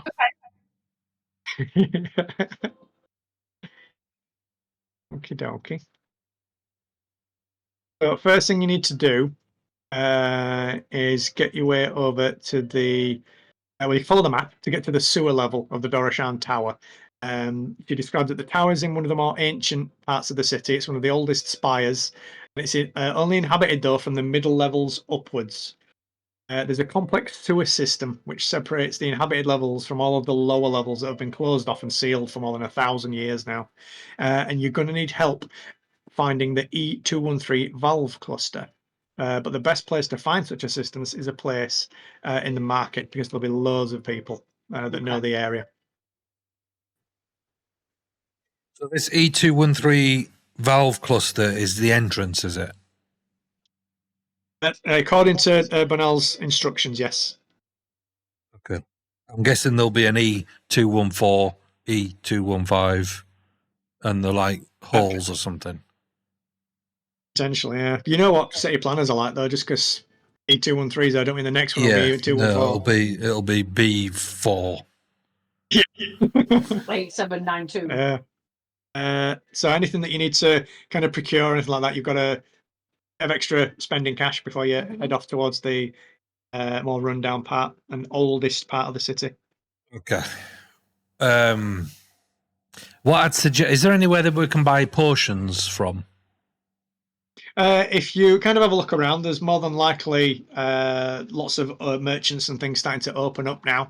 You can just head into the market district, which isn't too far from where you are now, and have a look around. Because maybe, Akhtar, you can get some fire potions or something, or because they said it was susceptible to fire or something, didn't it? Was going to need fire, yeah. Yeah. So I've got my sword, which is fire. I've got spells which are fire. But if there's any, I don't know if there's any potions that, I don't know, you can throw at them to make them more susceptible to fire, or just a bomb. Okay. How much for a nuke?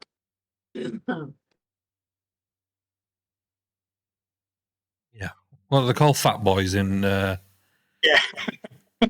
Fallout. What's the was it mother of all bombs? Get one of them. Yeah. Moab. So yeah, you can head off towards the market if you want. Yeah. Maybe pick up some. How many healing potions have you got?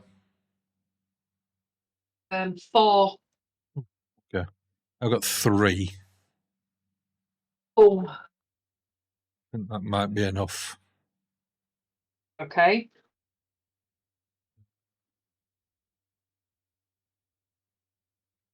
You want to do? Still got these 2 poison things. Is that what you put on your sword? What poison things? Vial of poison. I bought 2 of them. Yeah, you can apply them to your sword, and you'll get basically one of the combats. You get like poison effects on the sword. Yeah, is there in the markets then? Is there anything that that we can buy, like a grenade, fire grenade, like a Molotov? Yeah, you can get a like flasks of alchemist fire and things like that. Yeah. Okay. We'll have some of them. So if you kind of looking around, Actor will probably be able to catch whiff of some of the more familiar components and things from potions and stuff like that. Follows a nose, and you find your way to a quite old-looking part of a tower. And if you go inside, you'll see there's a small gnome kind of working away. He's got like goggles, half down, half up. He keeps flipping them up and down, working away on some small device. And you can see arrayed all around the room. There's lots of different like potions. There's flasks. You can see like spell scrolls all tucked away into little carrying tubes and things like that. And he turns and goes, "Hello, my friend. What would you like?" And he like pops the goggles up onto his head. He goes, you browse, go see. So yes, we want boom, fire boom. The boom boom. Let's go see over here. And you see him reach out from a small kind of chest underneath one of the counters. He pops it open. He rifles through a bit, and as he gets out a bottle, you see he's quite carefully holding it. And inside, it's almost like lava inside it, but like kind of roiling around. He goes to like put it up on top of the counter, and he says, "This flask of boom boom, yes." Yes, perfect. How much are they? These 55 gold. Can we do 2 for 100? Persuasion.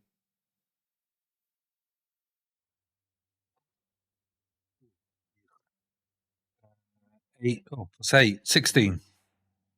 Oh, that's not too bad at all. He goes, lucky for you, son. I have only 2 bottles left. I sell. And he puts them both on a counter. And then you see as he slams them on counter, he pauses for a second and realizes he's banged them too hard. And then he stops and goes, 100 gold, it's a deal sold. And slides him towards you. Leave now. Okay. So I buy them and then I'll hand them to Actor. I mean, you handle fire all the time, you're fine. I'm fire resistant. Yeah, exactly. When I You could put- just throw them at your When I feet. put them away, I make sure I kind of dangle them on my belt, but the opposite ends. And then you just Together. put bubble wrap between the bottles so that they don't clang together. Yeah. So you've got 2 flasks of alchemist's fire.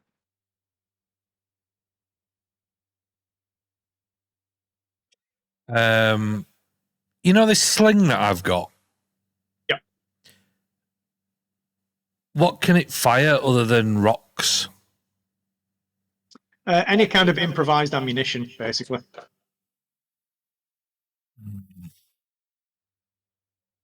Is there anything in particular? No, I just wondered if it could fire like one of them flasks, but I think it'd be too heavy, wouldn't it? I'd let you give that a go.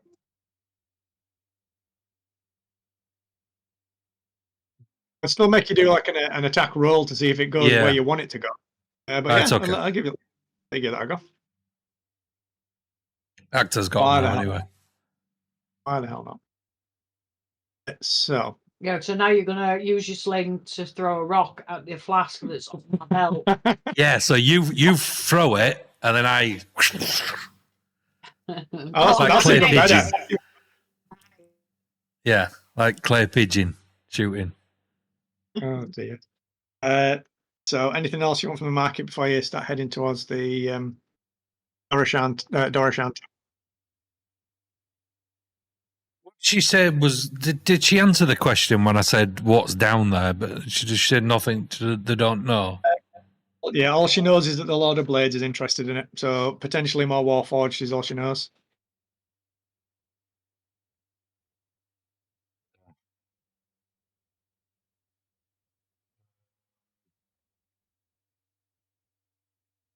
Trying to think of anything that will be handy. From +7 to bloody. Lightning would be handy if there's Warforged, but the only spell I've got is the Shocking Grasp, and that I have to get up close for that. Yeah, I think we've got enough health potions now. Okay. I think so. Yeah, we when I go around and find this, see if anyone knows where this. Oh, we'll ask this geezer in the shop. Just have you heard of a valve cluster called E213? Do you know what it is? E213 valve cluster does not ring bells. No, I could perhaps find. You need some washers, or perhaps something to go on plumbing. No. Sorry, friend. It's okay. So we will move on to see if anyone catches his eye in the marketplace. Okie doke.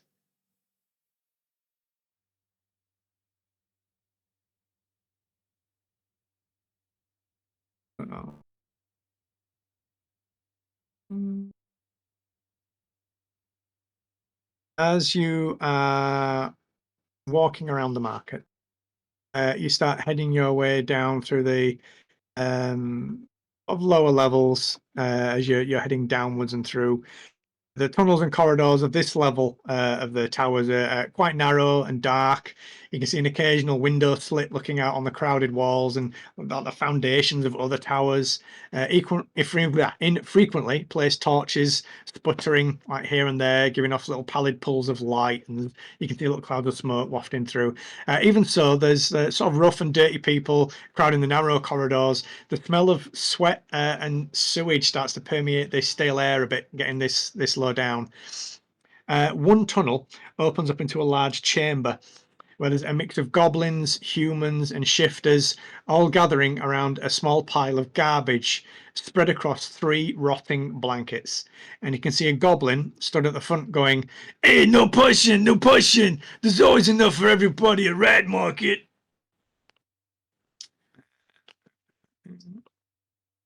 I'll approach the goblin and I go, I just wondering if you could help me. Do you know where this valve cluster is? E213. Have you ever heard of it? Do you know what it is?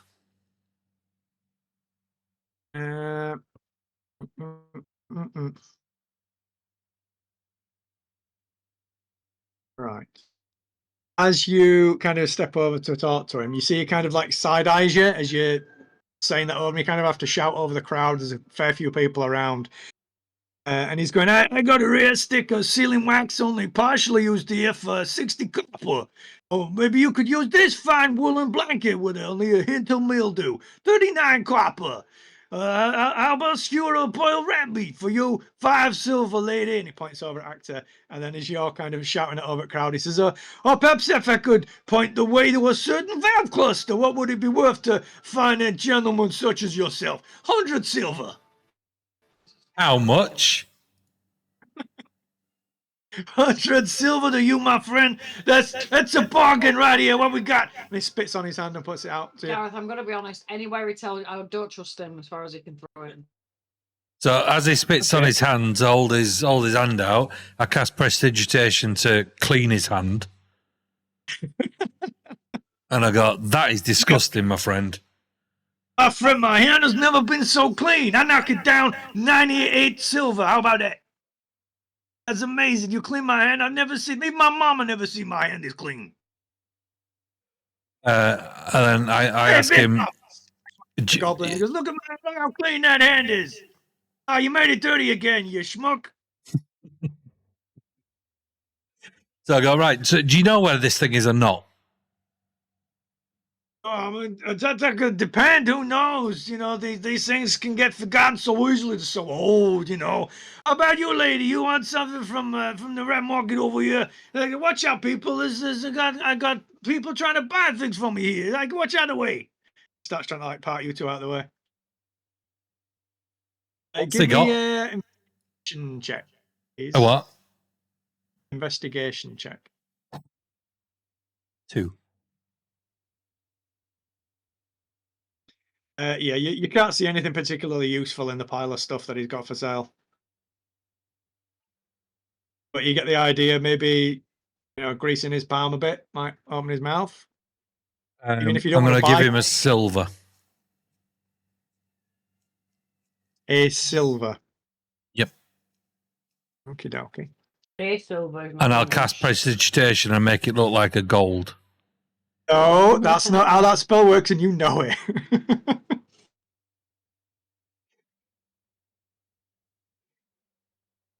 You're going to need to give me a persuasion check. What, for 1 silver? To try and convince him Let's go. with 1 silver. 6. 8. 12. 14. 6. 14. give me the number. 14. No. So, yeah, he kind of I'll takes give him the another silver.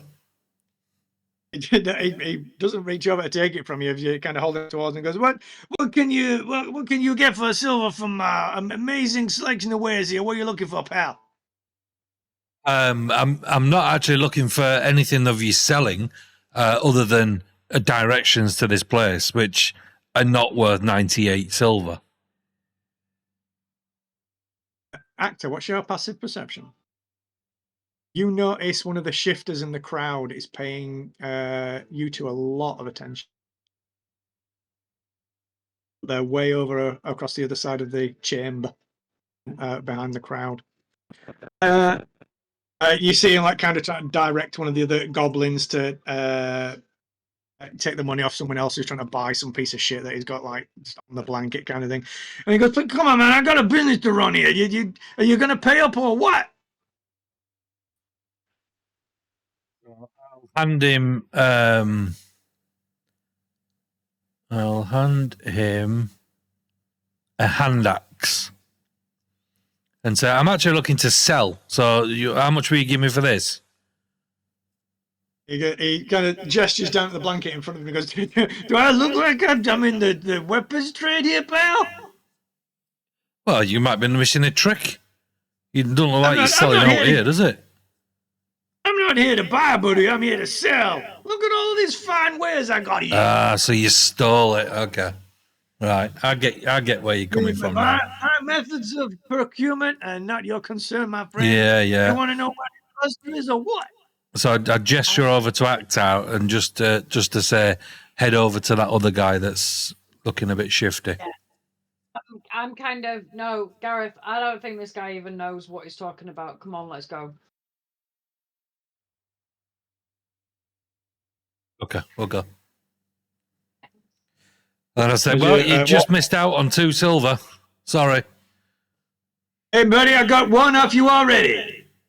As you walk away, the shifter that you notice in the crowd, Actor, immediately steps off back into the crowd and disappears. What do you want to do? Just kind of walk in that direction, but not look as if I'm looking for him. He's gone. He stepped into the crowd and you lost sight of him. But I'm not going to look in that direction. Okay. But just kind of walk. I wasn't walking off as if, oh, I'm looking for that guy. I was just walking in that direction. As soon as Gareth no, turned away to stop the dealings and you turned around, he kind of... Yeah, I don't mean that. I just mean I'm walking in that direction, but not as like, oh, where's he got? I'm trying to look a bit nonchalant in case anyone else is looking. Where do you want to go? What do you want to do? You've got to find your way to this cluster to get into the sewers. What buildings are around us? I'm guessing we can't smell our way there, can we? No, it currently stinks very badly of sewer everywhere. Yeah, what buildings are around us? You're currently in the area called Rat Market. It's basically a colloquial term for like floating mercantile stuff that spring up at different places in lower levels. You can see there's lots of stalls with like salvaged goods from the sewers and like refuse heaps and things like that. A few of them are set up. You can see it's quite obviously stolen stuff that some of them have got. There doesn't look to be anything that you guys would want to purchase from around here. Most of it's soiled, damaged. There's a couple of nice things. Give us another investigation check.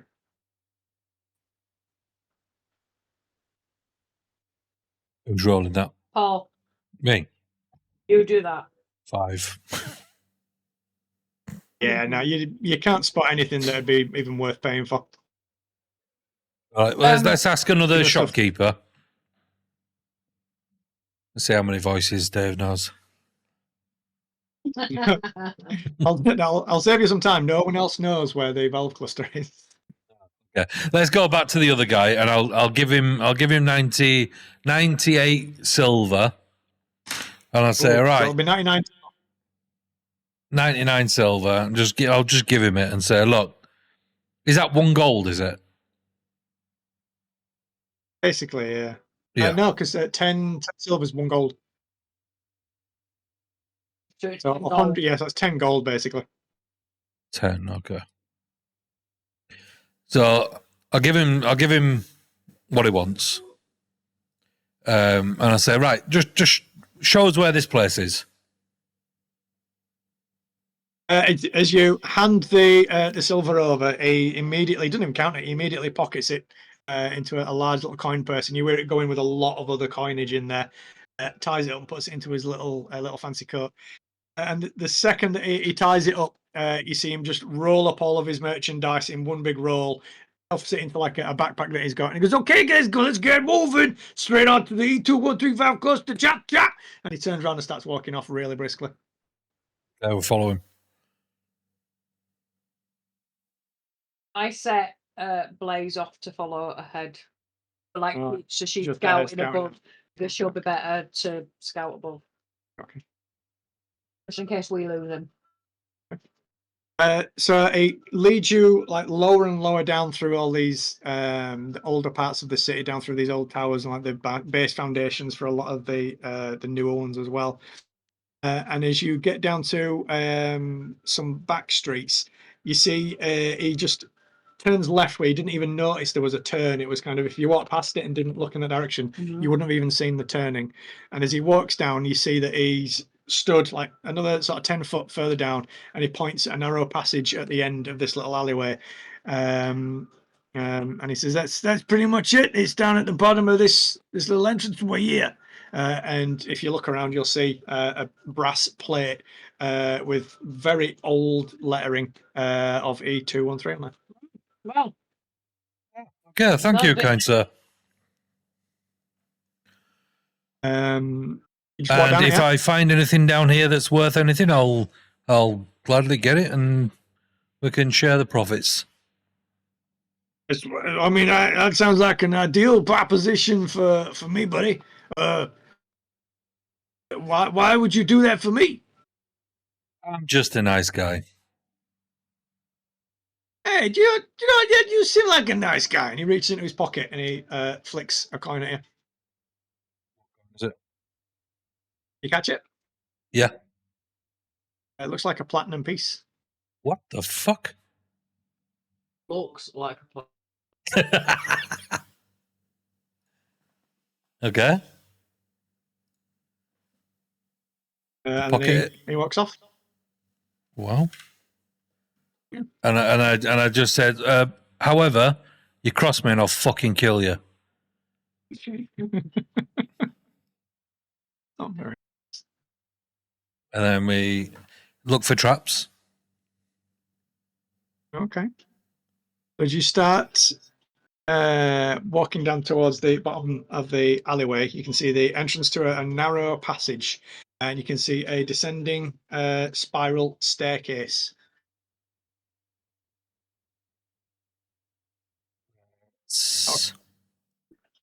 Down the staircase and look for traps. Okie doke. As you start descending the staircase, it goes deeper and deeper underneath the tower that you could see it was the entrance to the base of. With each step, The odor of mold and sewage gets stronger and stronger, and you can hear liquid sounds increasing in volume as you descend. The staircase is only about 5 foot across at its widest points, making it necessary for you to go, in single file kind of thing. And as you get to the bottom, where's my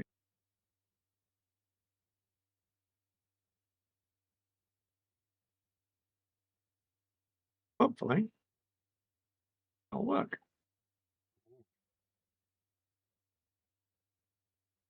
No sound on this one.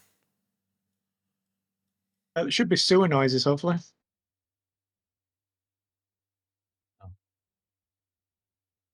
When you get to the bottom of the stairwells.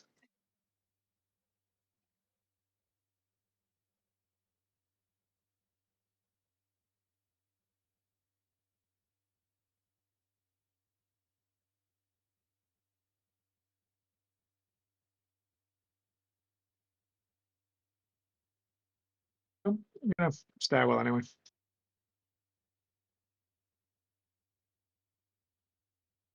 Oh yeah. There we go. Oh, well. Creepy.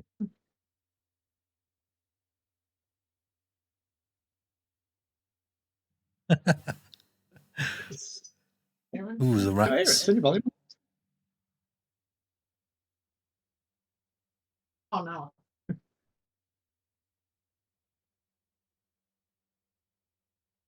Okay.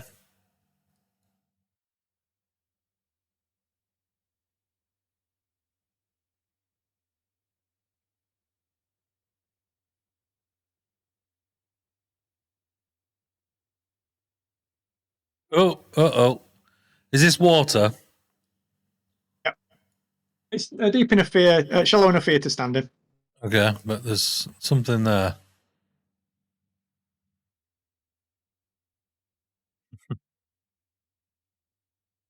You're going to do?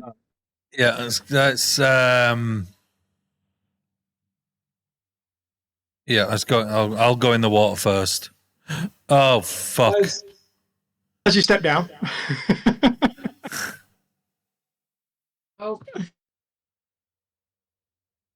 And then I go, actor, you might want to run away. There's a fucking warforge here, and I'm guessing it's not friendly. You see a warforged step out from the deep shadows, and he's going to make a sneak attack on you. A warforged strikes from the shadows, his rapier piercing the air with deadly efficiency. You have the Provost's journal, the warforged says. It's not a question. Give the book to me, and you can live to see another day. Refuse, and we will make your death slow and painful. And he's going to make attack rolls on you guys. actually, we are health inspector.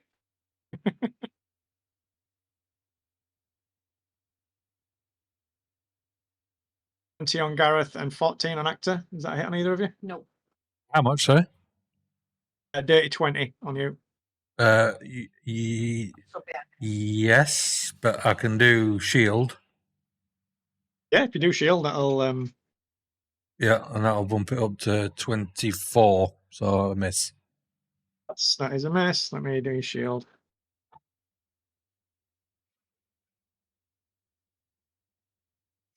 Wow. Going down, I go, oh, this is not the way to the toilets. I mean, technically it is. Well, yeah, technically. I think we took a wrong turn somewhere. Well, he's just quite obviously tried to stab both of you, so we'll roll initiative there, and then you can decide what you want to do.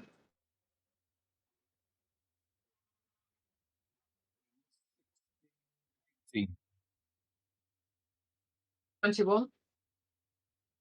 21 for Actor. And 18 for you, Gareth. Yep.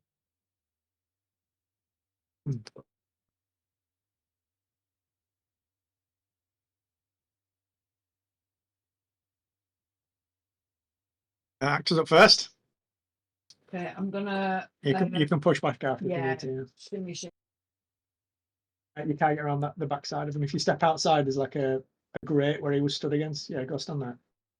see, like there's a grate where he stood. Okay. He's kind of got his back to it. Okay, I'll just do that then, and then I will attack.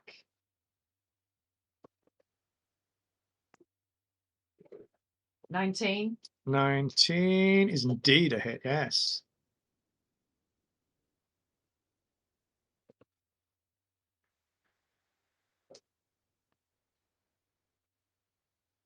Horrible rat sound. Good at it. He's a robot, isn't he? He is, yeah. Okay, so 12 poison. Let's roll the damage for the attack on. Oh no, she's shielding him. Second attack misses. Any flurry of blows or all No. that? Gareth. I shall. I can't get behind him, can I? No, not from there. This is a grate in the way, yeah. Okay, so I'll do shocking grasp and with advantage. That was cocked.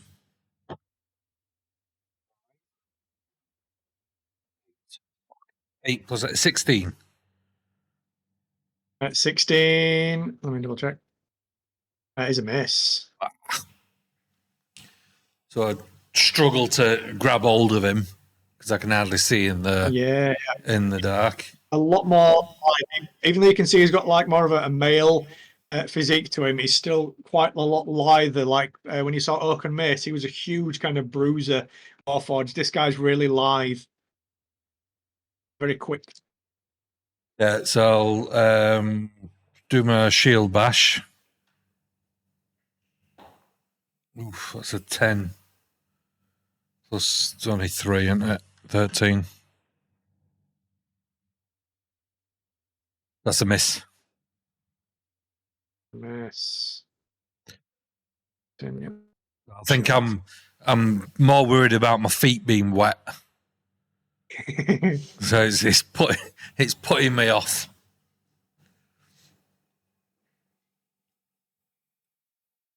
Right, his turn.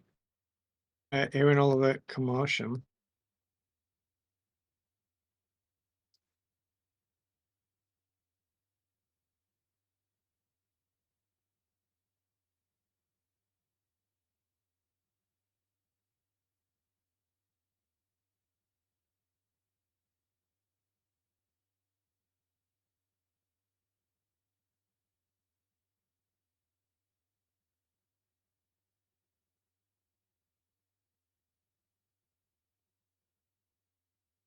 We'll see. Go scroll over to the left a bit, left. You start hearing footsteps further down the tunnel of things running towards you.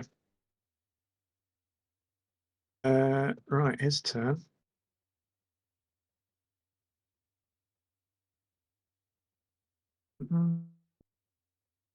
He's going to make one attack on Actor and then one attack on first one.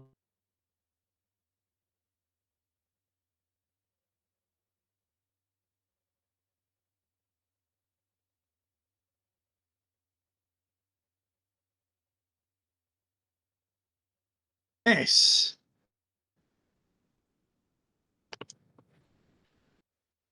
One of the shifters are going to start running up. Oops, there's the one.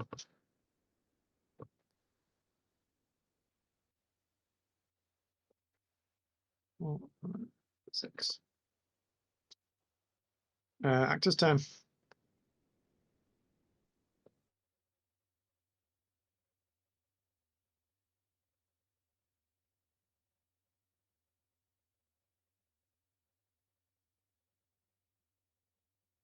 What are these things? Shifters. Yeah. I'll hit him again. Okay. I won't. Quite feral looking, almost kind of rat-like features to him. I missed my first attack, second attack. Yeah. 4. Yeah, it's definitely it. 13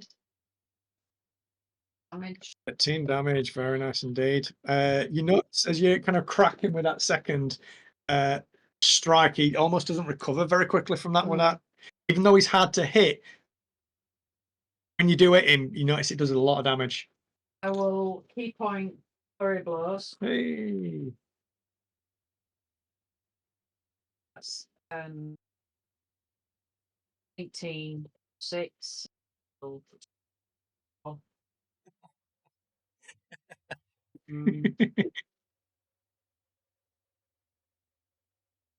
That's 3. Full damage. And then 17. To hit. That is a miss. Okay. Sorry, which was the first one? Just the 3. And they're magical. Excellent. Yep, definitely smashes it when then you do spin like a hook kick, crack him across the top, but the next one misses. Any movement or anything? No. Okay. I will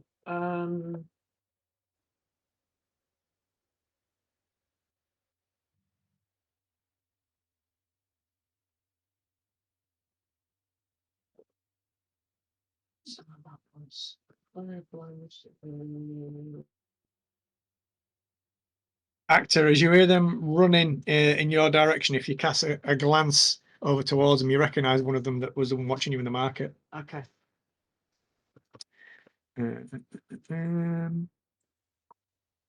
I'll tell Gareth that. That's them running toward it. You see them both kind of the hands just elongate into like huge claws and start belting it down towards you. Gareth's turn. Okay.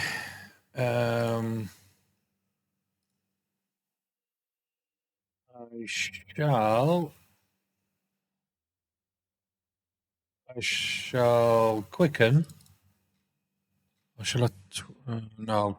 I'll quicken. Quicken is 2. So I'll quicken.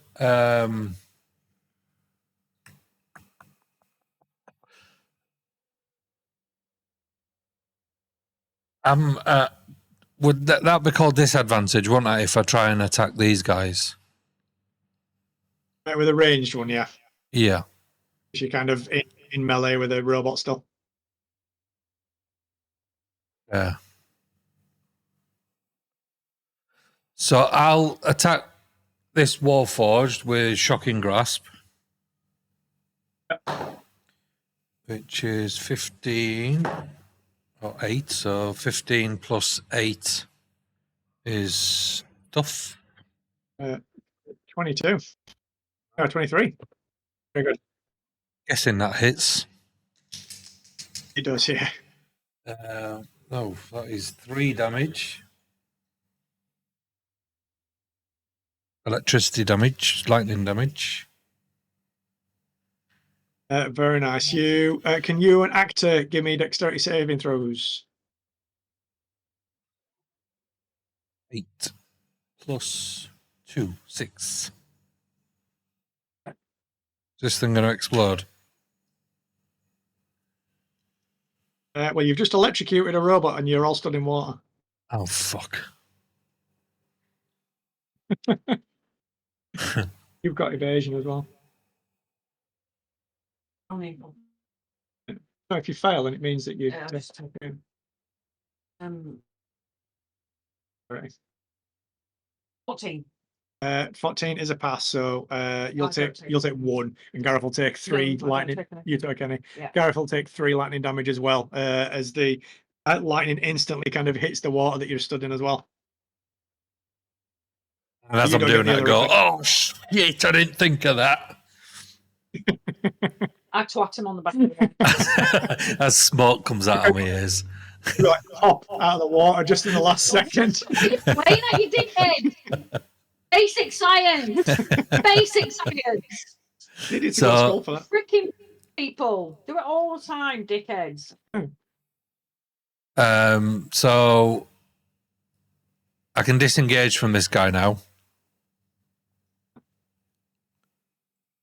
So I will run over to here if I can.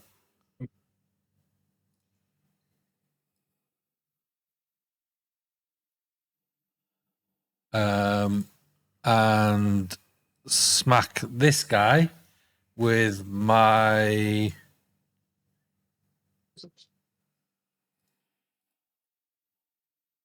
longsword with fire. Nice. Ooh, 17 plus 5. That's definitely it. And that is 1d8 plus 4. Shit, that's 1. So 5 fire plus 1d6. Oh, sorry. 5 slashing. And then 4 fire damage. Ah, both of them are in. Nice. Yeah,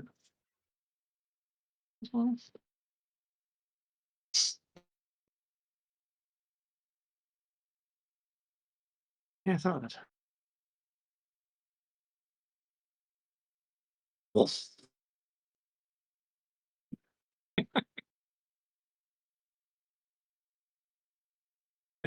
Both of them because I've got the Warforged targeted as well. I just wanted to see if the effect worked. So anything else on end of your turn? You'll hear a loud rushing noise, and then you see several of the valves above you suddenly have water like gushing out of them. I'm going to need that shift which I'll roll for, and Gareth, you need to give me a dexterity saving throw as the water comes blowing out with loads of sewage. Apple shot.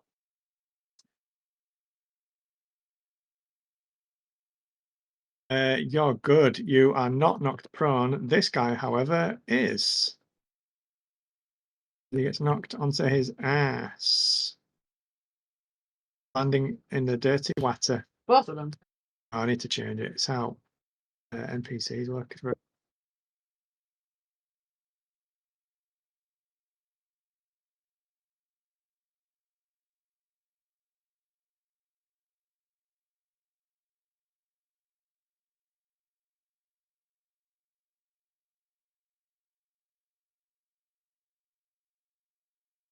No, that's if they're paralyzed. Yeah, you get advantage, but that's about it.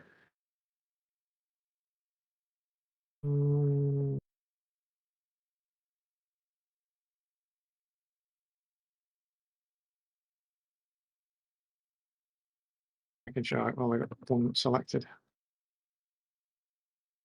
Oh, for God's sake. New systems. Do that.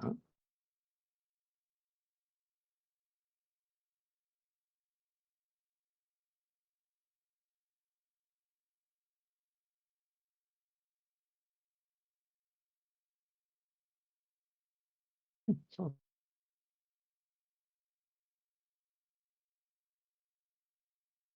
anything else? Was that you? I told them not both. Really annoying. Hey, there we go. Right. Great. Let's turn now.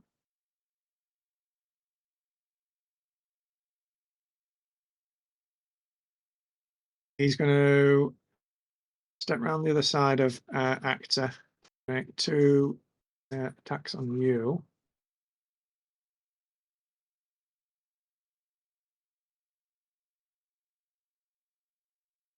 And a 17, love.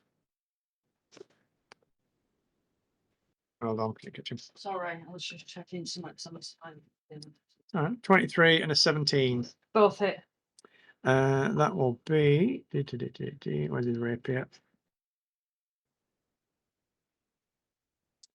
That is 8 plus 7, so 15 piercing damage as he just with his rapier stabs you twice.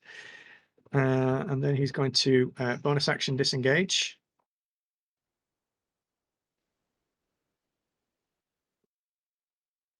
He's going to start legging it over here. Next guy, that's this guy's turn now.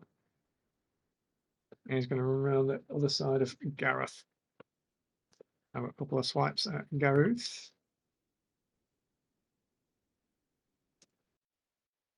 Uh, 17 and 22. 22. So that, my friend, will be 6 piercing damage as he kind of slices at you with his not piercing, sorry, slashing damage as he slices at you with his claws. But he misses you with like a bite that he's trying to get on you. And that, I believe, is his turn. Back to Actor. I will. We'll go for this guy in the middle.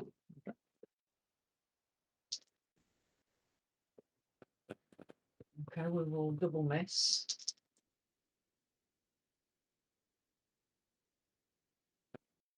17. 17 is a hit.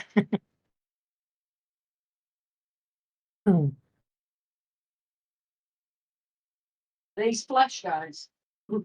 These are human guys, yeah, but they're shifters, like the weird half weird things.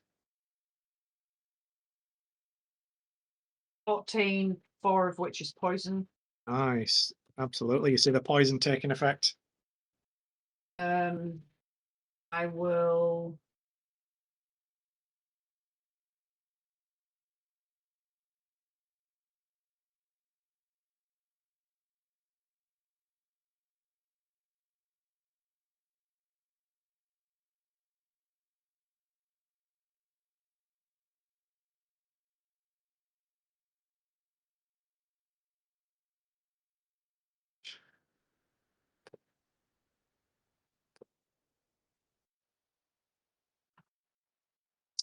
So 27 and a 24. And second attack. 21. 21.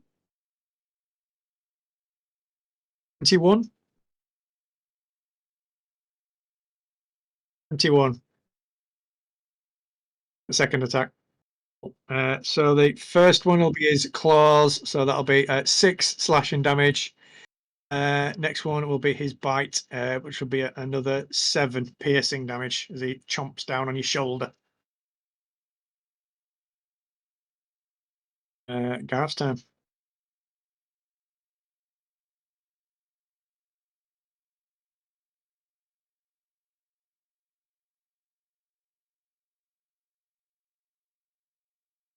More lightning, more lightning.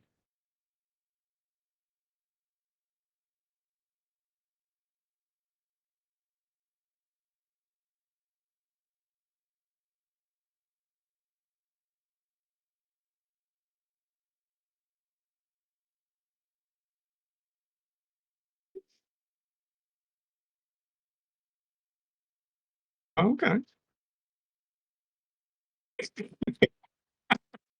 You're still standing there with like electricity in your hands going, you, no, you, no, you, no.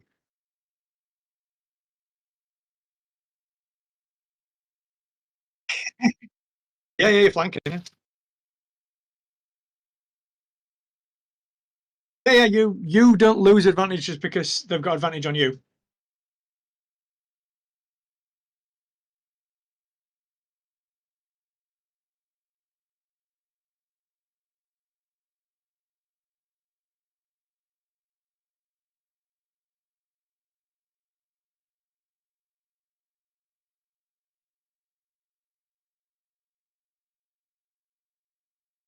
Yep, that's a hit.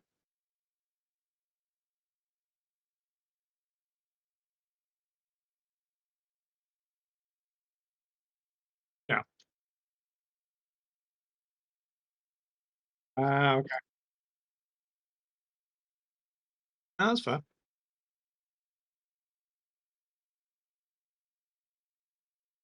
Very good.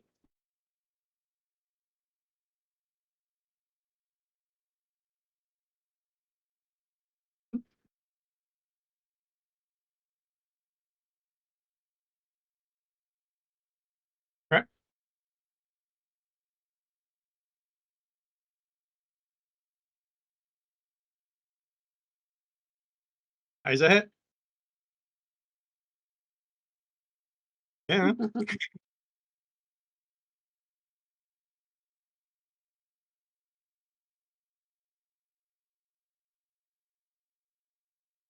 Oh, nice. Big slice out of this guy.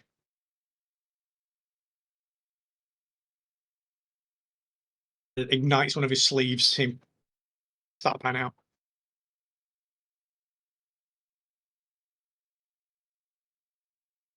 Yeah, you got used your bonus.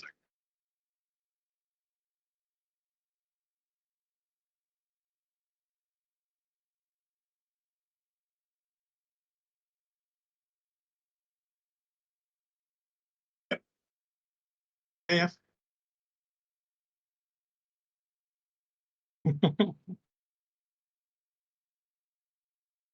Yeah, that's it.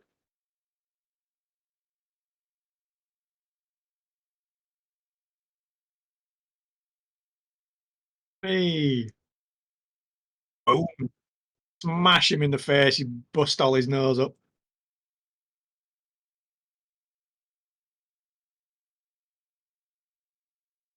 Right. End of that turn, you're going to see more sewage start spilling out of these ones. They're just out of the edge of the range of it, luckily.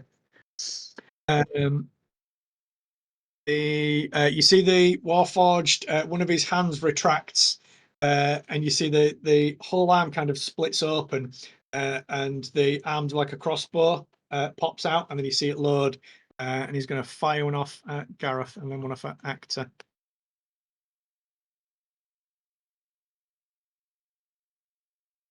That is a 25 to hit Gareth.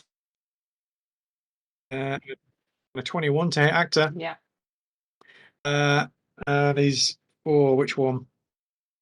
The other one on Gareth. He's going to use his sneak attack dice as well, because those two guys are flanking you. So that will be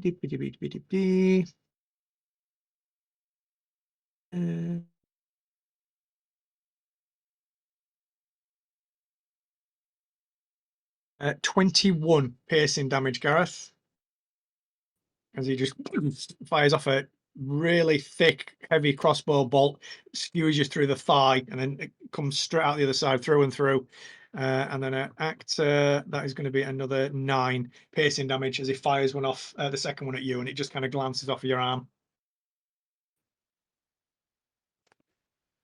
And then it's that shifter's turn, who's going to go for Gareth. It's only 13, that's a miss. Second attack, 21. So he'll get you with the bite instead. Yeah.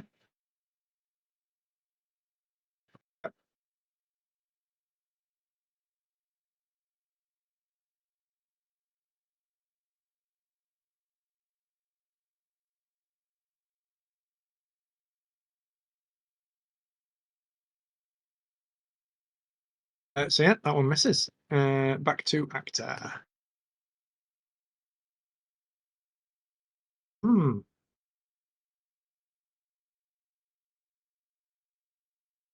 Um.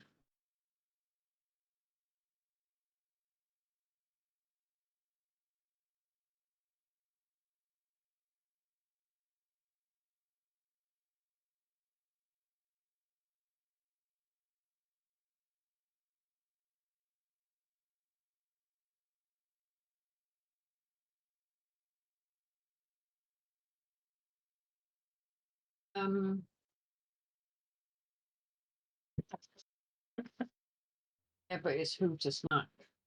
Nice, a 3.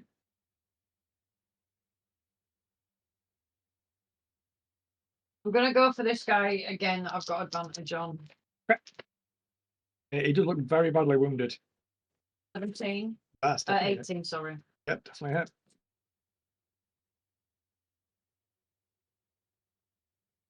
14. One of which is poison damage.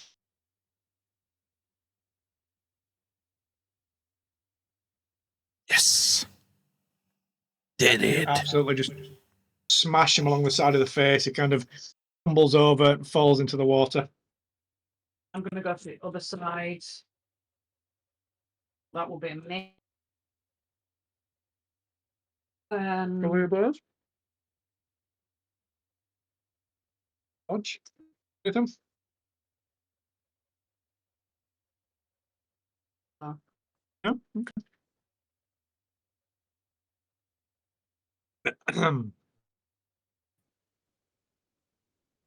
Right, his turn. He's going to step up there just so that you're not flanking him right now. And he's going to take a swing at... Who looks the most injured out of you two? Me. How How many hit points you got left? I've not lost that many, so Gareth definitely looks. I've got I'm just gonna 28 put it on here left. so I can see on there. I've only lost 24. Go down to 62. I think. Yeah. Minus off 24. Yeah. So that guy's going to go for Gareth because he looks the most injured. And shields until is it the start of your next turn? Until the start of your next turn, yeah.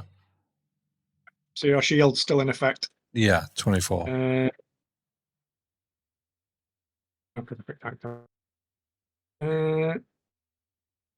Yeah. Yeah. Both miss him. That's good. it. Back to Gareth. So shield fades. Yep. Okay, I shall.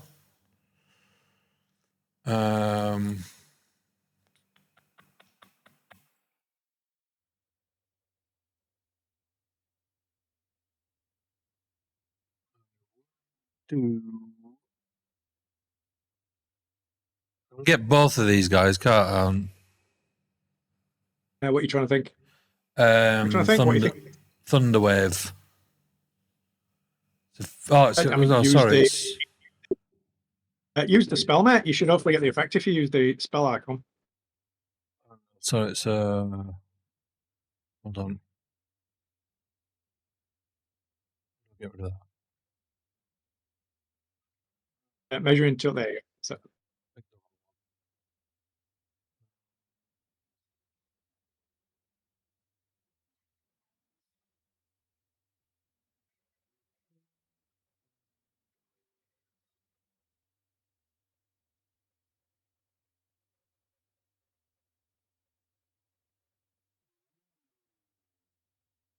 you do it.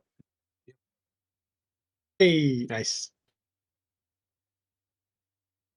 Boom. I don't know if it's hit yet. It's concentration. Sorry. It's Constitution. a Constitution saving throw. Huh? They have to get 16 or more.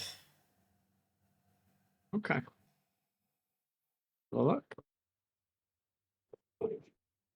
That's a 14 from the rogue. Gotta work that out. 21 from the shifter. Shifter succeeds, so he takes half damage. Right. But the robot thing, it'll take full damage plus be pushed 10 feet away. Nice. That is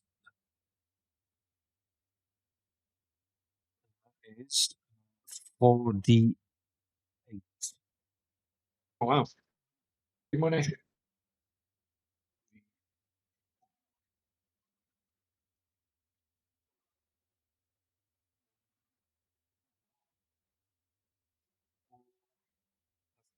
Damage. Okay. Pretty shit for a Well, third level. He'll only take 4 and he won't be pushed back. Did you take any damage from hitting the wall? I'm presuming bludgeoning damage. Yeah, hit something solid. Slammed into the wall. Yeah, Ferociously so slammed into the wall. The 5 from smashing into the wall as well. Yeah.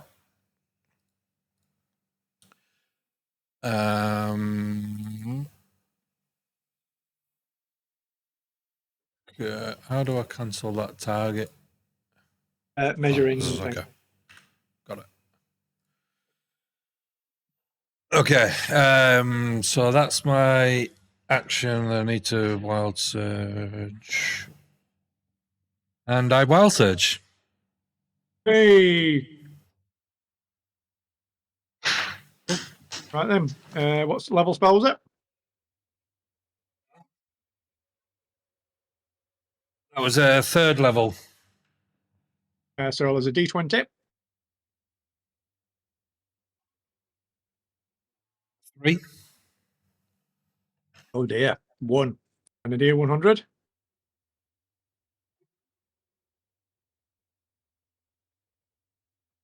74. Ooh. Scroll down.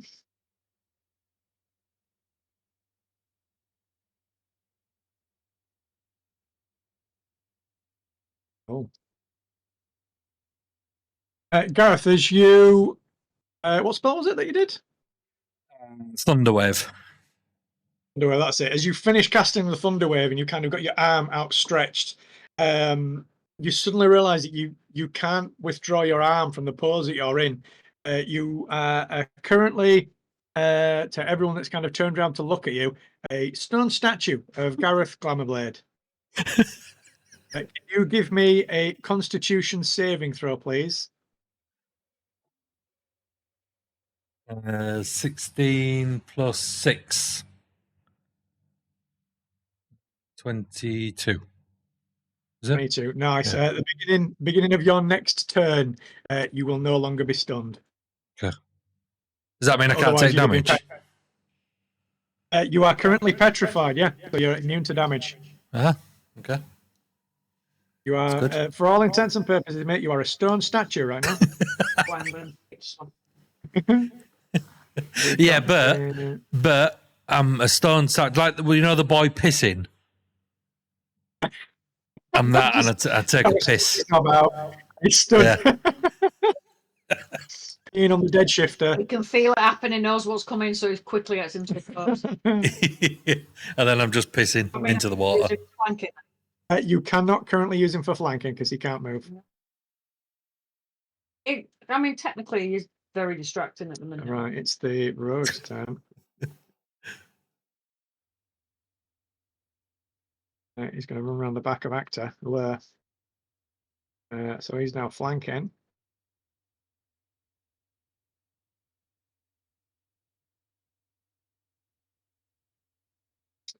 That is 18. Yeah.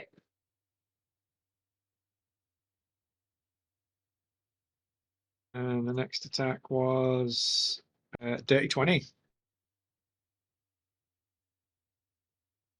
So I'll use his sneak attack dice on one of them. So that's going to be 19 piercing damage plus another 7 piercing damage.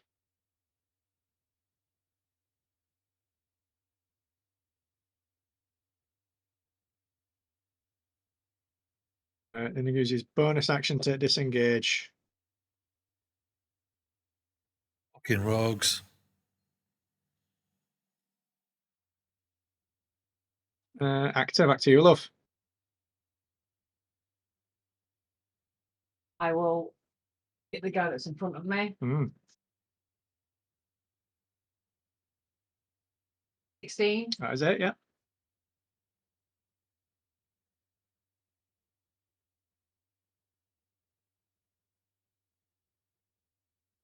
Forward, which is poison. Oh, very nice. He looks very grievously wounded. No,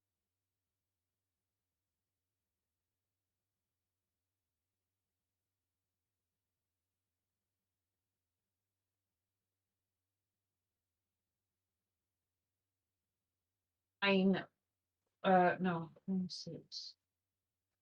9, 1 is poison. 9, very nice. Yeah, second blow that clocks him on the side of the head. You see him kind of drop down to one knee, but then instantly starts getting back up. You see his jaws all dislocated. He's messed up. spend a key point to flurry of blows. That is a miss. Second one is a hit. Dirty 20. Nice. Yep. Just got, and we're gonna do full damage at a 6, 7, 8 damage. Oh, yeah, absolutely. Flurry of blows. Magical. Flurry of blows. You can see his jaws dislocated, and you just know exactly where to aim. You absolutely break his jaw. You see it hanging off loose, and the pain just instantly sends him down. You see him. Bad, so we'll put him out of You his see, you see him hit like the water, and because he's unconscious, he drowns. Suffocates. Yes. That's it. Back to you then, Gareth. You are no longer petrified. Yeah. Still scared though. You shake it off. Oh. Right. I will 45 feet. I will I will do something. Where's my inventory? 2 feet. Okay. So I will use Firebolt. Oh, okay. Now, I don't know if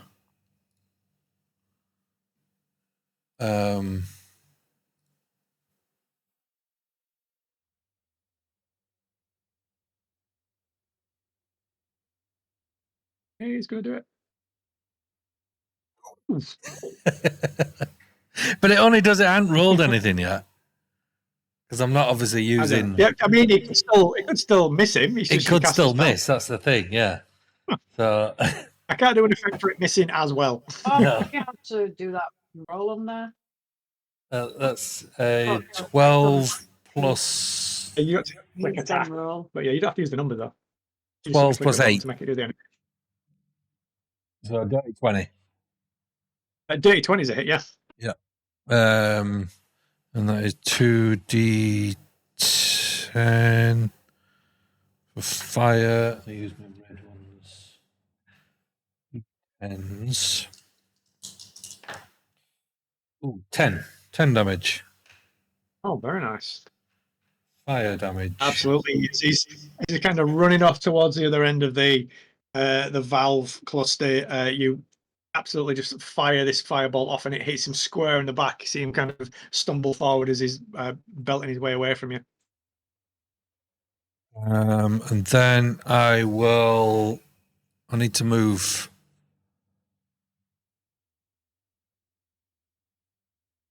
So I'm within 30 feet. And then I'll chuck my shield at him. As a bonus. Oh, 20, yes! In 20 Nice. at last. So that's where's my shield?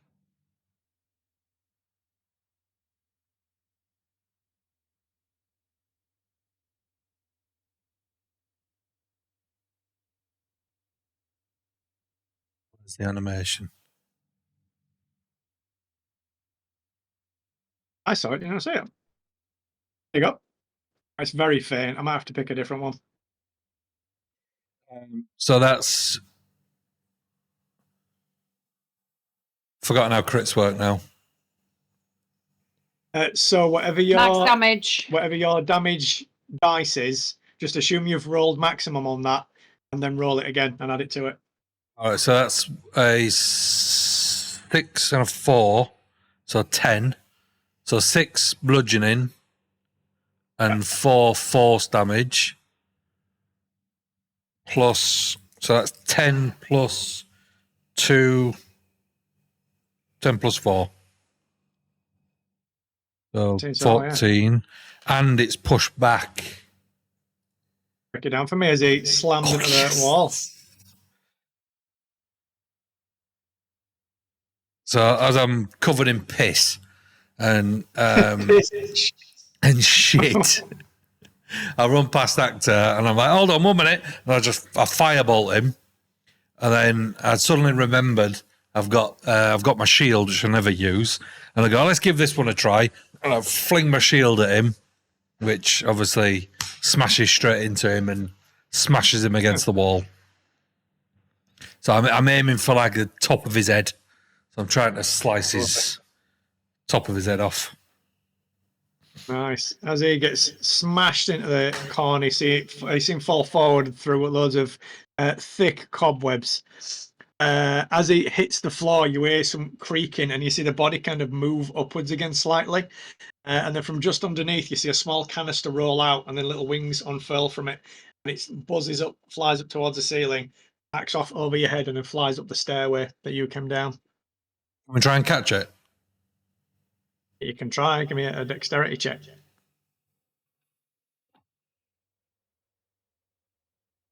14 plus 2, 16. No, it's not enough. You kind of jump up to try and grab it, but it's very smooth cylinder. You can't quite grab hold of it as it flies overhead.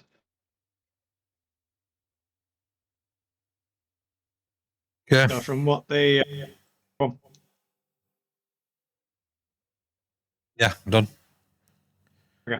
So from what the Lady Canlith was describing to you, that's probably going to send a message off to Lord of Blades to let him know he's another assassin's failed kind of thing.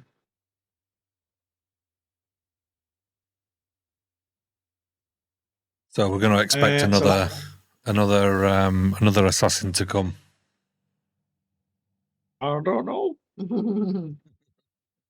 So as you work your way through the valve cluster, you'll be able to kind of hear when the valves are going to discharge all of the water now and all of the sewage, so you'll be able to time it so that you don't get blown across the little valve cluster, and you can make your way down to the other end of it. Like the rock with the furnace. So with the timings.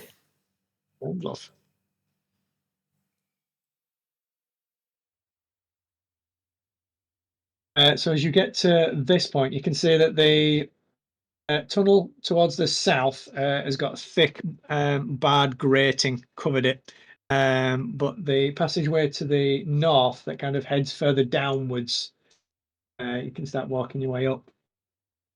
As you head further down there, love, you see a circular metal hatch set into the tunnel wall and engraved with arcane runes. This might be the door that Eledrin told you about. In the middle of the hatch, you can see a very faintly glowing circle of mithril with the same symbol as on Bonal's journal, the ancient symbol of House Cannith that predates the founding of the Kingdom of Galifar, a stylized anvil and hammer. Just as you even get close to it, Gareth, you can detect that the door's radiating magic. Say to Akhtar, I'm holding out with my hand, like feeling the force. I feel some magic. Right. Can you open it at all? Yeah, I can try. Can I put? Where are we here? Is it here? No, this is where we were. It's where actors stood, yeah. Okay. On the left. Yeah, let's try and push it open. I'm gonna touch it. To touch it deceptively.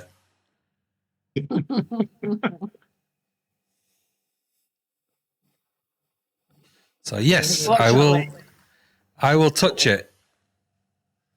Okay. Can you give me a dexterity saving throw, please? Bastard. Do I need to take a health potion before I touch it? All right, actors, fair enough. All right. Yeah, she moved. Is a 9 plus what? Dexterity? Yeah. 11. Yeah, that is unfortunately fail. As. 'Cause Let me do it.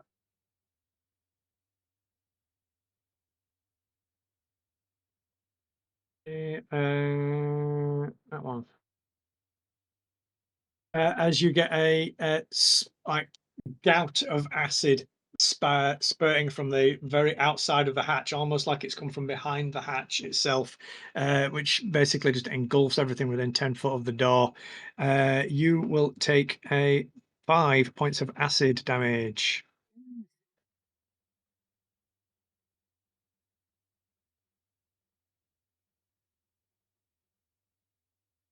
I quickly go under the water and wash it all off.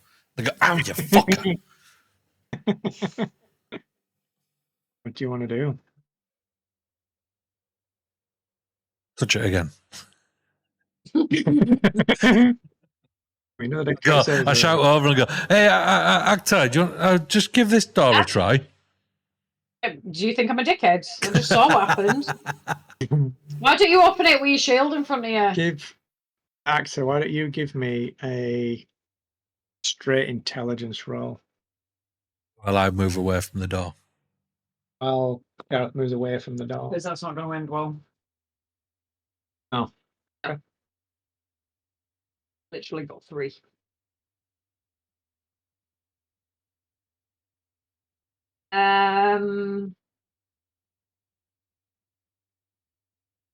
So what? So tell me.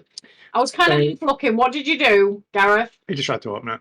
I tried to open it and it squirted a load of acid on me. Well, maybe there's a password. Because we haven't got the mithril thing. You've got the journal. She gave you the journal back. Yeah. Hold the journal up. Me do this. You've already been hit by acid. You've already Got ruined the your journal. All right, give me the journal. Give me the journal. I give you the journal. Hold up the sim. You know, like the ring, and then the glows. Just see if it glows. Don't touch the door. Just hold up the journal and see if anything glows. Okay. Then I walk in front of the door with the journal, hold it in front of me. You're and all then say, squinting, trying to lean away from it. Huh? Squinting your eyes, trying to lean away from it while you're looking. Yeah. You go, open sesame. As you hold the journal up towards the door, you see that the glowing circle of mithril in the middle with the anvil and hammer, that's emitting faint light, and then the symbol on the front of the journal emits the same kind of light. You don't. Hold it closer. I can see something. Hold it closer. I hold it up to the thing so that they're touching. The second you touch the symbol to the door, you can see the arcane runes start to radiate with mystic fire, and all around the edge of the hatch, like a Catherine wheel, suddenly burns all the way around it, and then you feel the hatch pop open against the book. And as it's doing it, I'm going, it's doing something, it's doing something. I think it's doing it.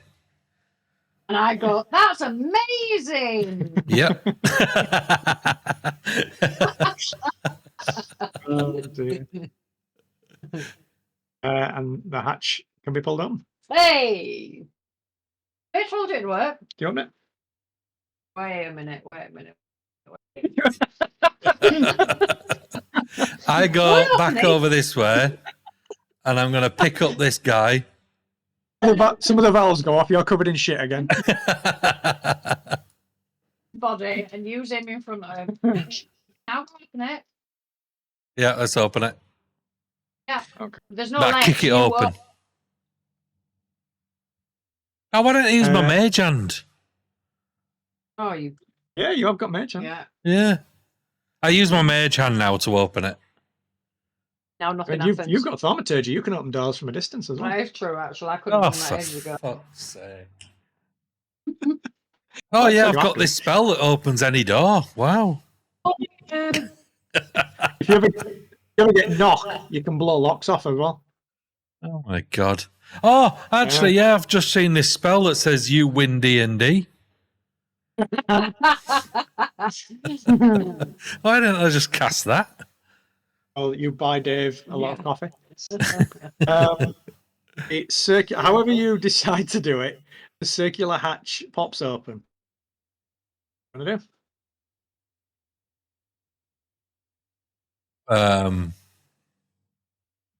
I look for traps. I'd watch out for the acid around the edge. Give me an investigation roll. Oh. And I shout over, Actor, do you want to have a look for traps? You're the trap guy. Yeah, but I rolled 4. Oh, okay. I'm not the trap guy. My slightly uglier cousin was the trap guy. Oh yeah, that's true. I mean, yeah, I'd watch the edge of it because it did just spout out acid. I mean, it seems okay. It seems okay. Right, we'll go through. I'm going to go through the door. I'm going to pick up some water with my hand and just throw it in. You grab a turd as you put your hand in the circular hatch opens into a vertical shaft about 5 feet wide and cloaked in pitch blackness. Even with your dark vision, you can only see wherever the limit of your dark vision is ahead. You cannot see the bottom of this vertical shaft. Wind rushes from the depths to find release somewhere higher in the tower above it, demonstrating that fresh air continues to circulate somewhere, even in the forgotten sections of this tower. How do you want to get down? I mean, Gareth can just spider climb. Yeah, and you got feather fall, haven't you? I've got slow fall. Slow fall. Yeah. How high are we up? Do we know? You don't know. We don't know. Can I go down? I'll go down. Do we need a short rest or something before? Because Is this not a short rest? Should. Yeah, you probably should. Can we have a short rest? You want to sit in the ship and have a short rest? Yeah. Sure. With the amount of hit points that we've got, we're freaking new. Yeah, if you want to try and find somewhere to just plonk yourselves down for an hour and just kind of take stock of what's going on, I'll let you have a short rest. We can go back here and sit on the. Point, actually. I go through the wall. Yeah, you can sit up on there. Yeah, just so you're away from the ledges. In front of the Geezer. Every now and again, you'll get Just go here. Yeah. in front of you. Yeah, absolutely. Yeah.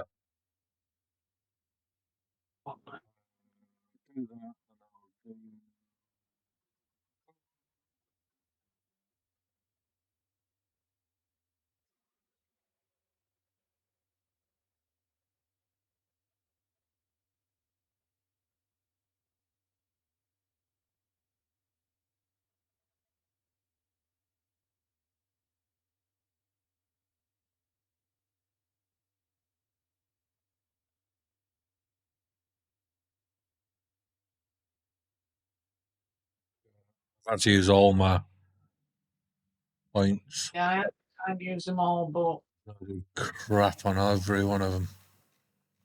I didn't roll great. So 2 of them back.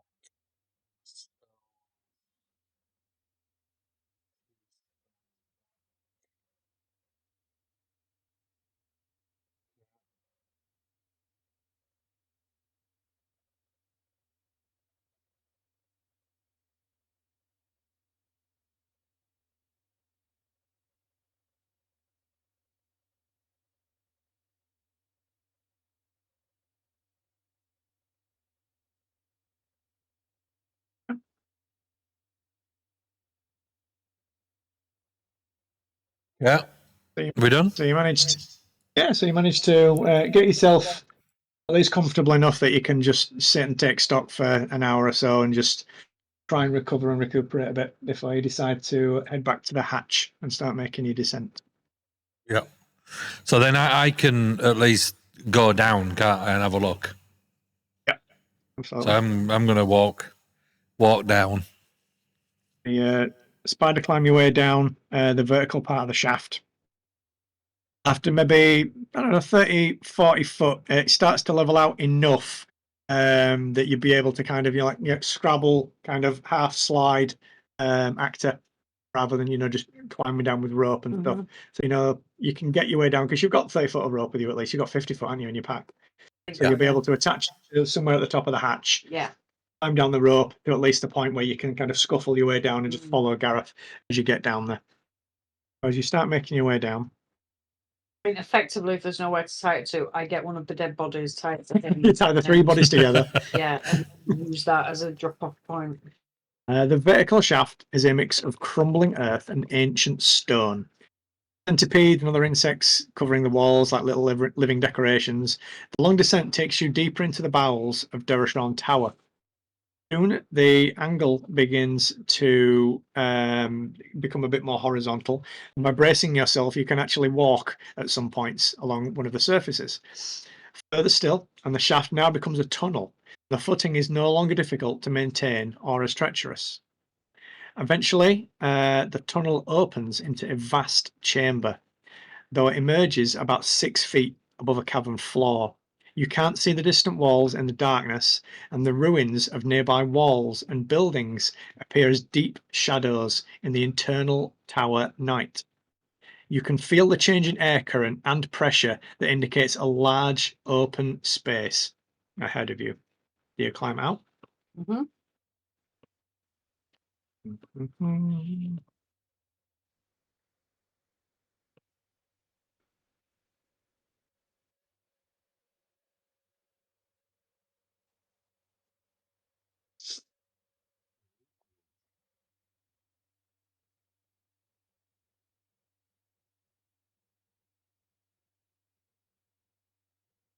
Those bugs.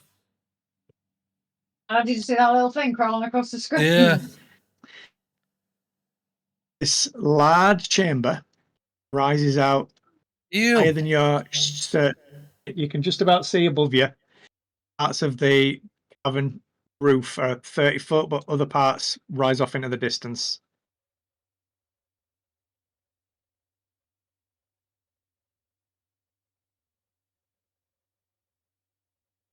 Right. Can I don't know, do you want to cast Firebolt somewhere over here?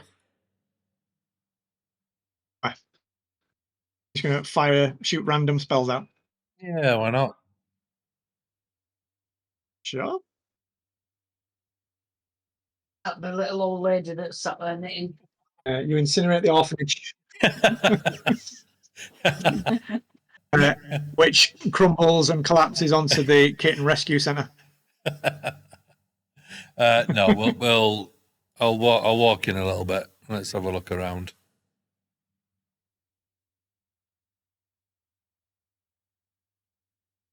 Did you get to that point, Gareth? To this point. As you get to that point, no, I walk backwards. A constant background noise rises from the walls and the ruins around you. It takes a moment to recognize, but eventually the sounds of chittering and buzzing can be picked out from among the cacophony. It's not unlike the sound of insects in a forest, except the chamber seems to amplify and echo the noise in disturbing ways. Have perception checks, please. I'll turn around to Actor and say, I think there's bugs in here. 18 plus 2, 30, 20. 20. Nice. Gareth, you can make out the angry chittering and clacking of carapaces growing louder as a dark carpet slides across the dusty floor and starts moving towards you. No, hang on, that's not a carpet. That's a mass of squirming, chittering black beetles that swarm towards you with hungry purpose. And then we'll initiative again. —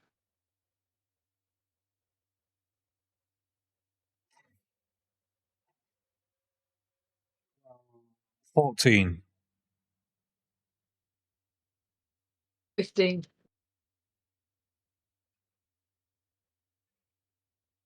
There be bugs.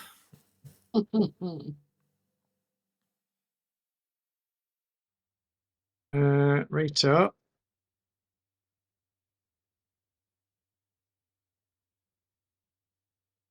So first round, actor's going to be surprised because you didn't hear them, basically. So going to make an attack on Gareth first.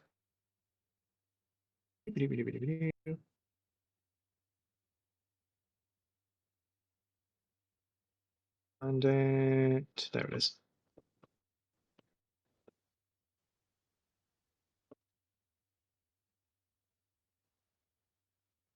That's 2 misses on Gareth. It's good. Useless, these beetles. Useless. Actor surprise round. Gareth. Right, I shall. Um,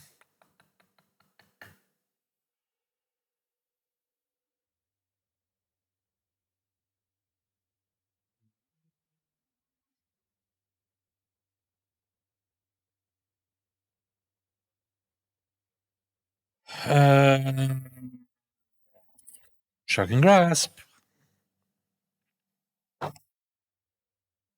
17 plus 8, 20 stuff. Definitely.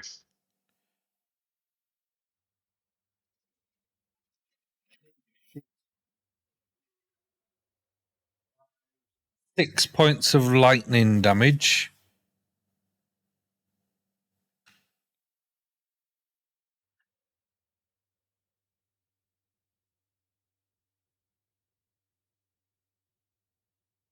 Six, not 22. I know, setting it up. Ah.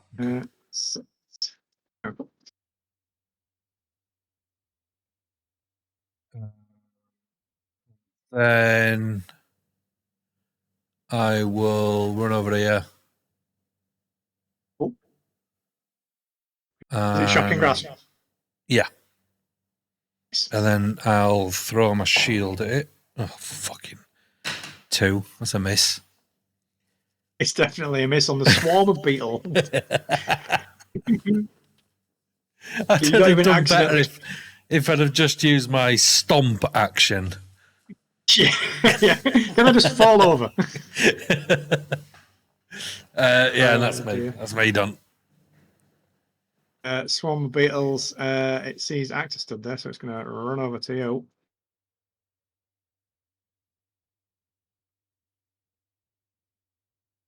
Two misses. Actor's turn.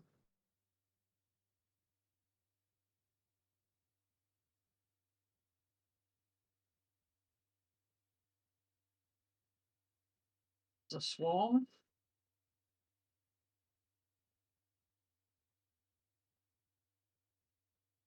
Uh, 11 is a miss, yeah.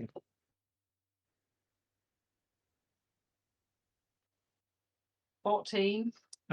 14. Ooh, let me open this up, sorry. 14 is a miss, sorry. Any movement or anything? No. Gareth. Right, I will do Firebolt. 2 plus 8, 10, miss. That is a miss, yeah. And I'll chuck my shield at him. Okay. 1. Fucking hellfire. Oh, no. That's a miss. Shield ricochet and hits the ground and don't come back to you. Just to help with, like, shape-shifting, God knows what, and metal robots and whooped his ass, and we come across a fucking swarm of bugs and we can't do shit all. That's because I'm getting confused. It's because I'm getting confused. I'm trying to hit. I'm looking at one, and then I'll get confused and see another one, and then I can't. A little goblin prick for some fucking fly spray, didn't we? Is that Gareth's turn? That's it. Right, it's going to now engulf actor. Of course it is. Oh, God. And at the end of its turn, you get basically an auto hit by it being on you. So that's going to be another 4 damage to you, love.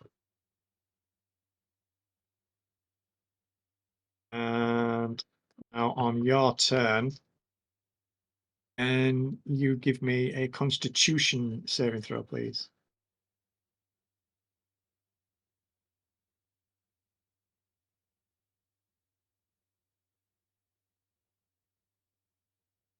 You are currently Oh, that's nauseated. 3, sorry. Yeah, you're currently nauseated, so you're Okay. basically distracted from what's going on. So disoriented. Mhm. Let me I can find on here somewhere. No, not sleeping. Well, there is a surprise token.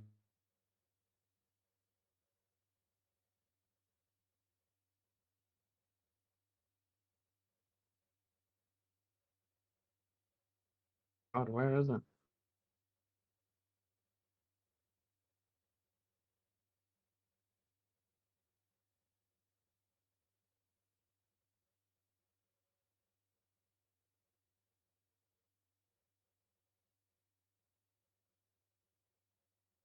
Just Diseased.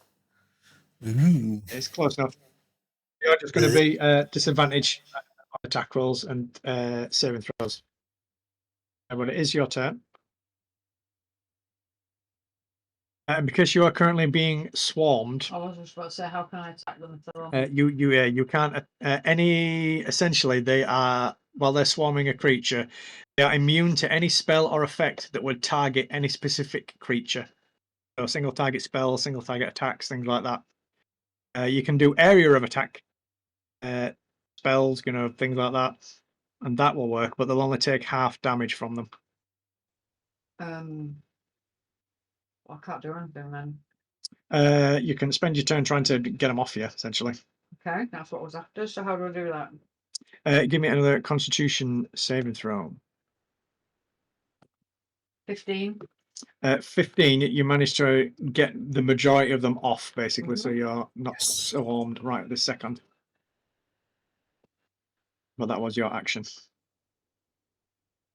You still got movement and stuff. No, I'm fine. Gareth. Yeah, I will move a little bit closer. And then, so none of them are on actor now. No, they're still swarming, but they're not on her at the minute. Okay, so I can target them. You can't do single target attacks. You can only do AoE or things that hit areas. If you do a single target attack, you'll hit one bug. How does melee attacks work then? You just well, how do you attack a swarm of bees with a sword? Give us an intelligence roll, either of you. No.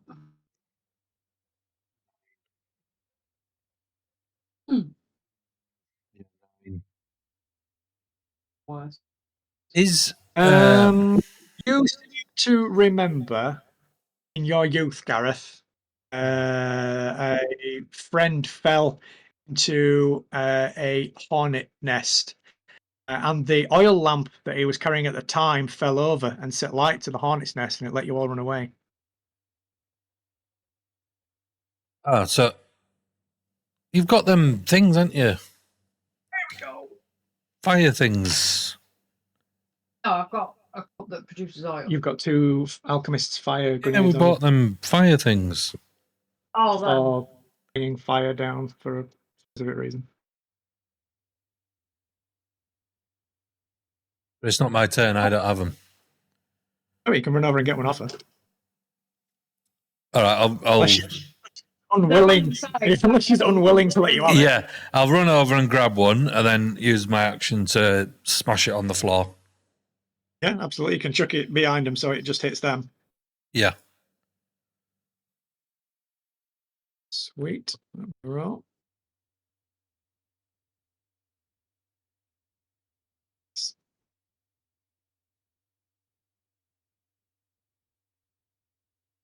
You see several of the beetles just get engulfed in flame. a lot of the swarm is currently on fire, so they're going to continue taking fire damage while they're in that area now. And then can I try and squash him with my shield? Yeah, sure. Why not? As a bonus. Yeah. I'm not going to wait, but 13 plus what did we say? 3, 16. Literally just enough to try and hit them with it. 2. I'm trying to get my shield just because it's big and round, just to try and smash on the floor. It's not like swinging a sword, and that's fair. Anything else from Gareth? No.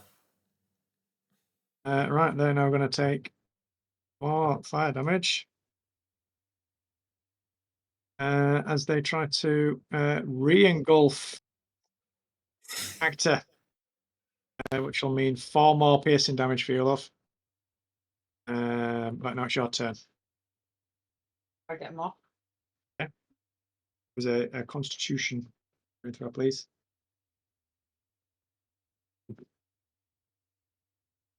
Yeah. So you're currently engulfed, love. Don't try to do any movement or anything. No. Gareth, back to you, Matt. Can I try and smash him off of her? Please do. Yeah, can I try that? You're going to try whatever you'd like to try. Yeah, because I can't do anything else, really. Because anything I do is going to damage her. Give me an Arcana check. I'm so shit at Arcana. 10. 10? Yeah. You know of at least one spell that you've got that would both get her out of this situation and damage them at the same time. Is that Thunderstep by any chance? Yeah. Yeah.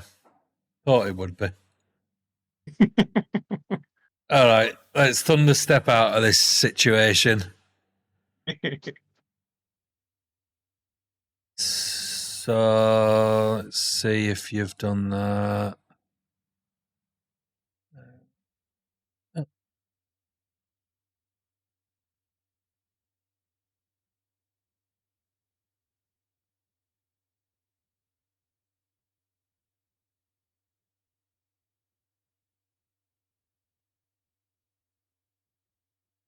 Does that look like?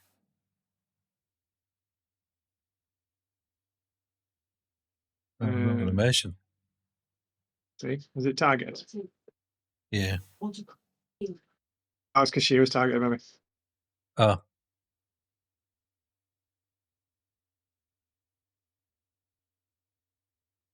There you go.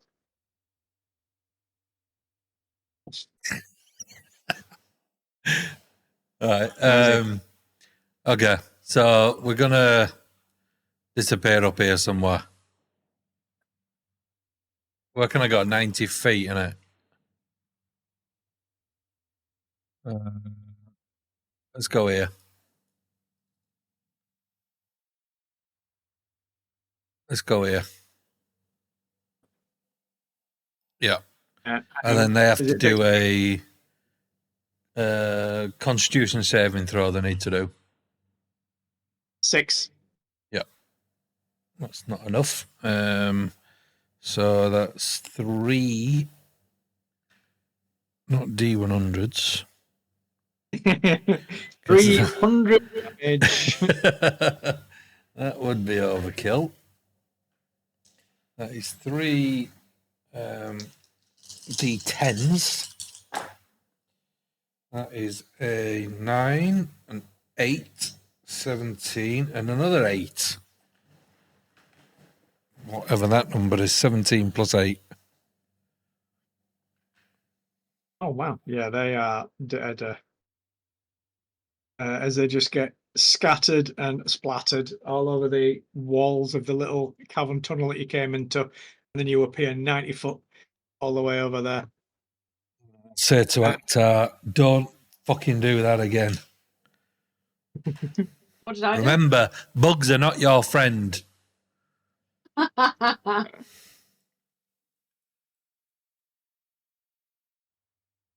And I don't wild surge. As you enter this area, can you both give me perception check, please? 12. 14. 14. Gareth, as you emerge from your Thunderstep teleport over here, in the ruins to the northeast, kind of diagonally above you to the right, you can see several sets of tiny little eyes in the rubble. And then as you kind of continue peering through the gloom, you see 2 more sets of eyes, and then 2 more sets of eyes, and then 2 more sets of eyes. As you take a couple of steps forward, you see a plethora of rats start running out of the ruins. And that is where we'll leave it for this week. And I say to Actor, there's some rats. I think there's some rats. Better than bugs, or Yeah, you're not going to get swarmed. you're not going to get swarmed. Oh, Not there's gonna quite get a lot swarmed. there. Quite a lot there. I used to Holy go to fuck. kids. No. Did you never go to a fair as a kid and there was that little whack-a-mole game thing? Okay. Is it a good time to use Fireball? It can be if I move there. Stop moving around.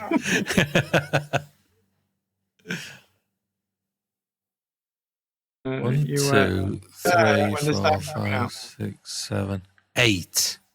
Yeah. Fuck. They don't look like regular rats. Oh, they won't do, will they? Of course they're not. So they've got top hats, they've got Hello, my baby. Canes. Hello, my honey. yeah, absolutely. They've got canes, they're well dressed. Very well mannered. They don't like to fight. Well, tuxedos on. Books on there. Yeah, they're just off for a walk. E rata e su rata. He opens up his little door. Oh. There we go. Oh, not too bad, was it? That was all right. Excellent. Yeah. I got to get the hang of how the tokens and stuff work on this one. But yeah, not too good. Stuff look better than they did before. Does, doesn't it? You can do so much more with them. Yeah. It's much more. Even like just adding sound effects to like little areas and regions and things is Because handy. the thing, you couldn't have done that any of that on Roll20, could you? A lot of it, no, not Yeah. the built-in stuff. That's very, very impressive. Don't you think, Bob? Yeah, it Well, certainly makes it a bit more immersive.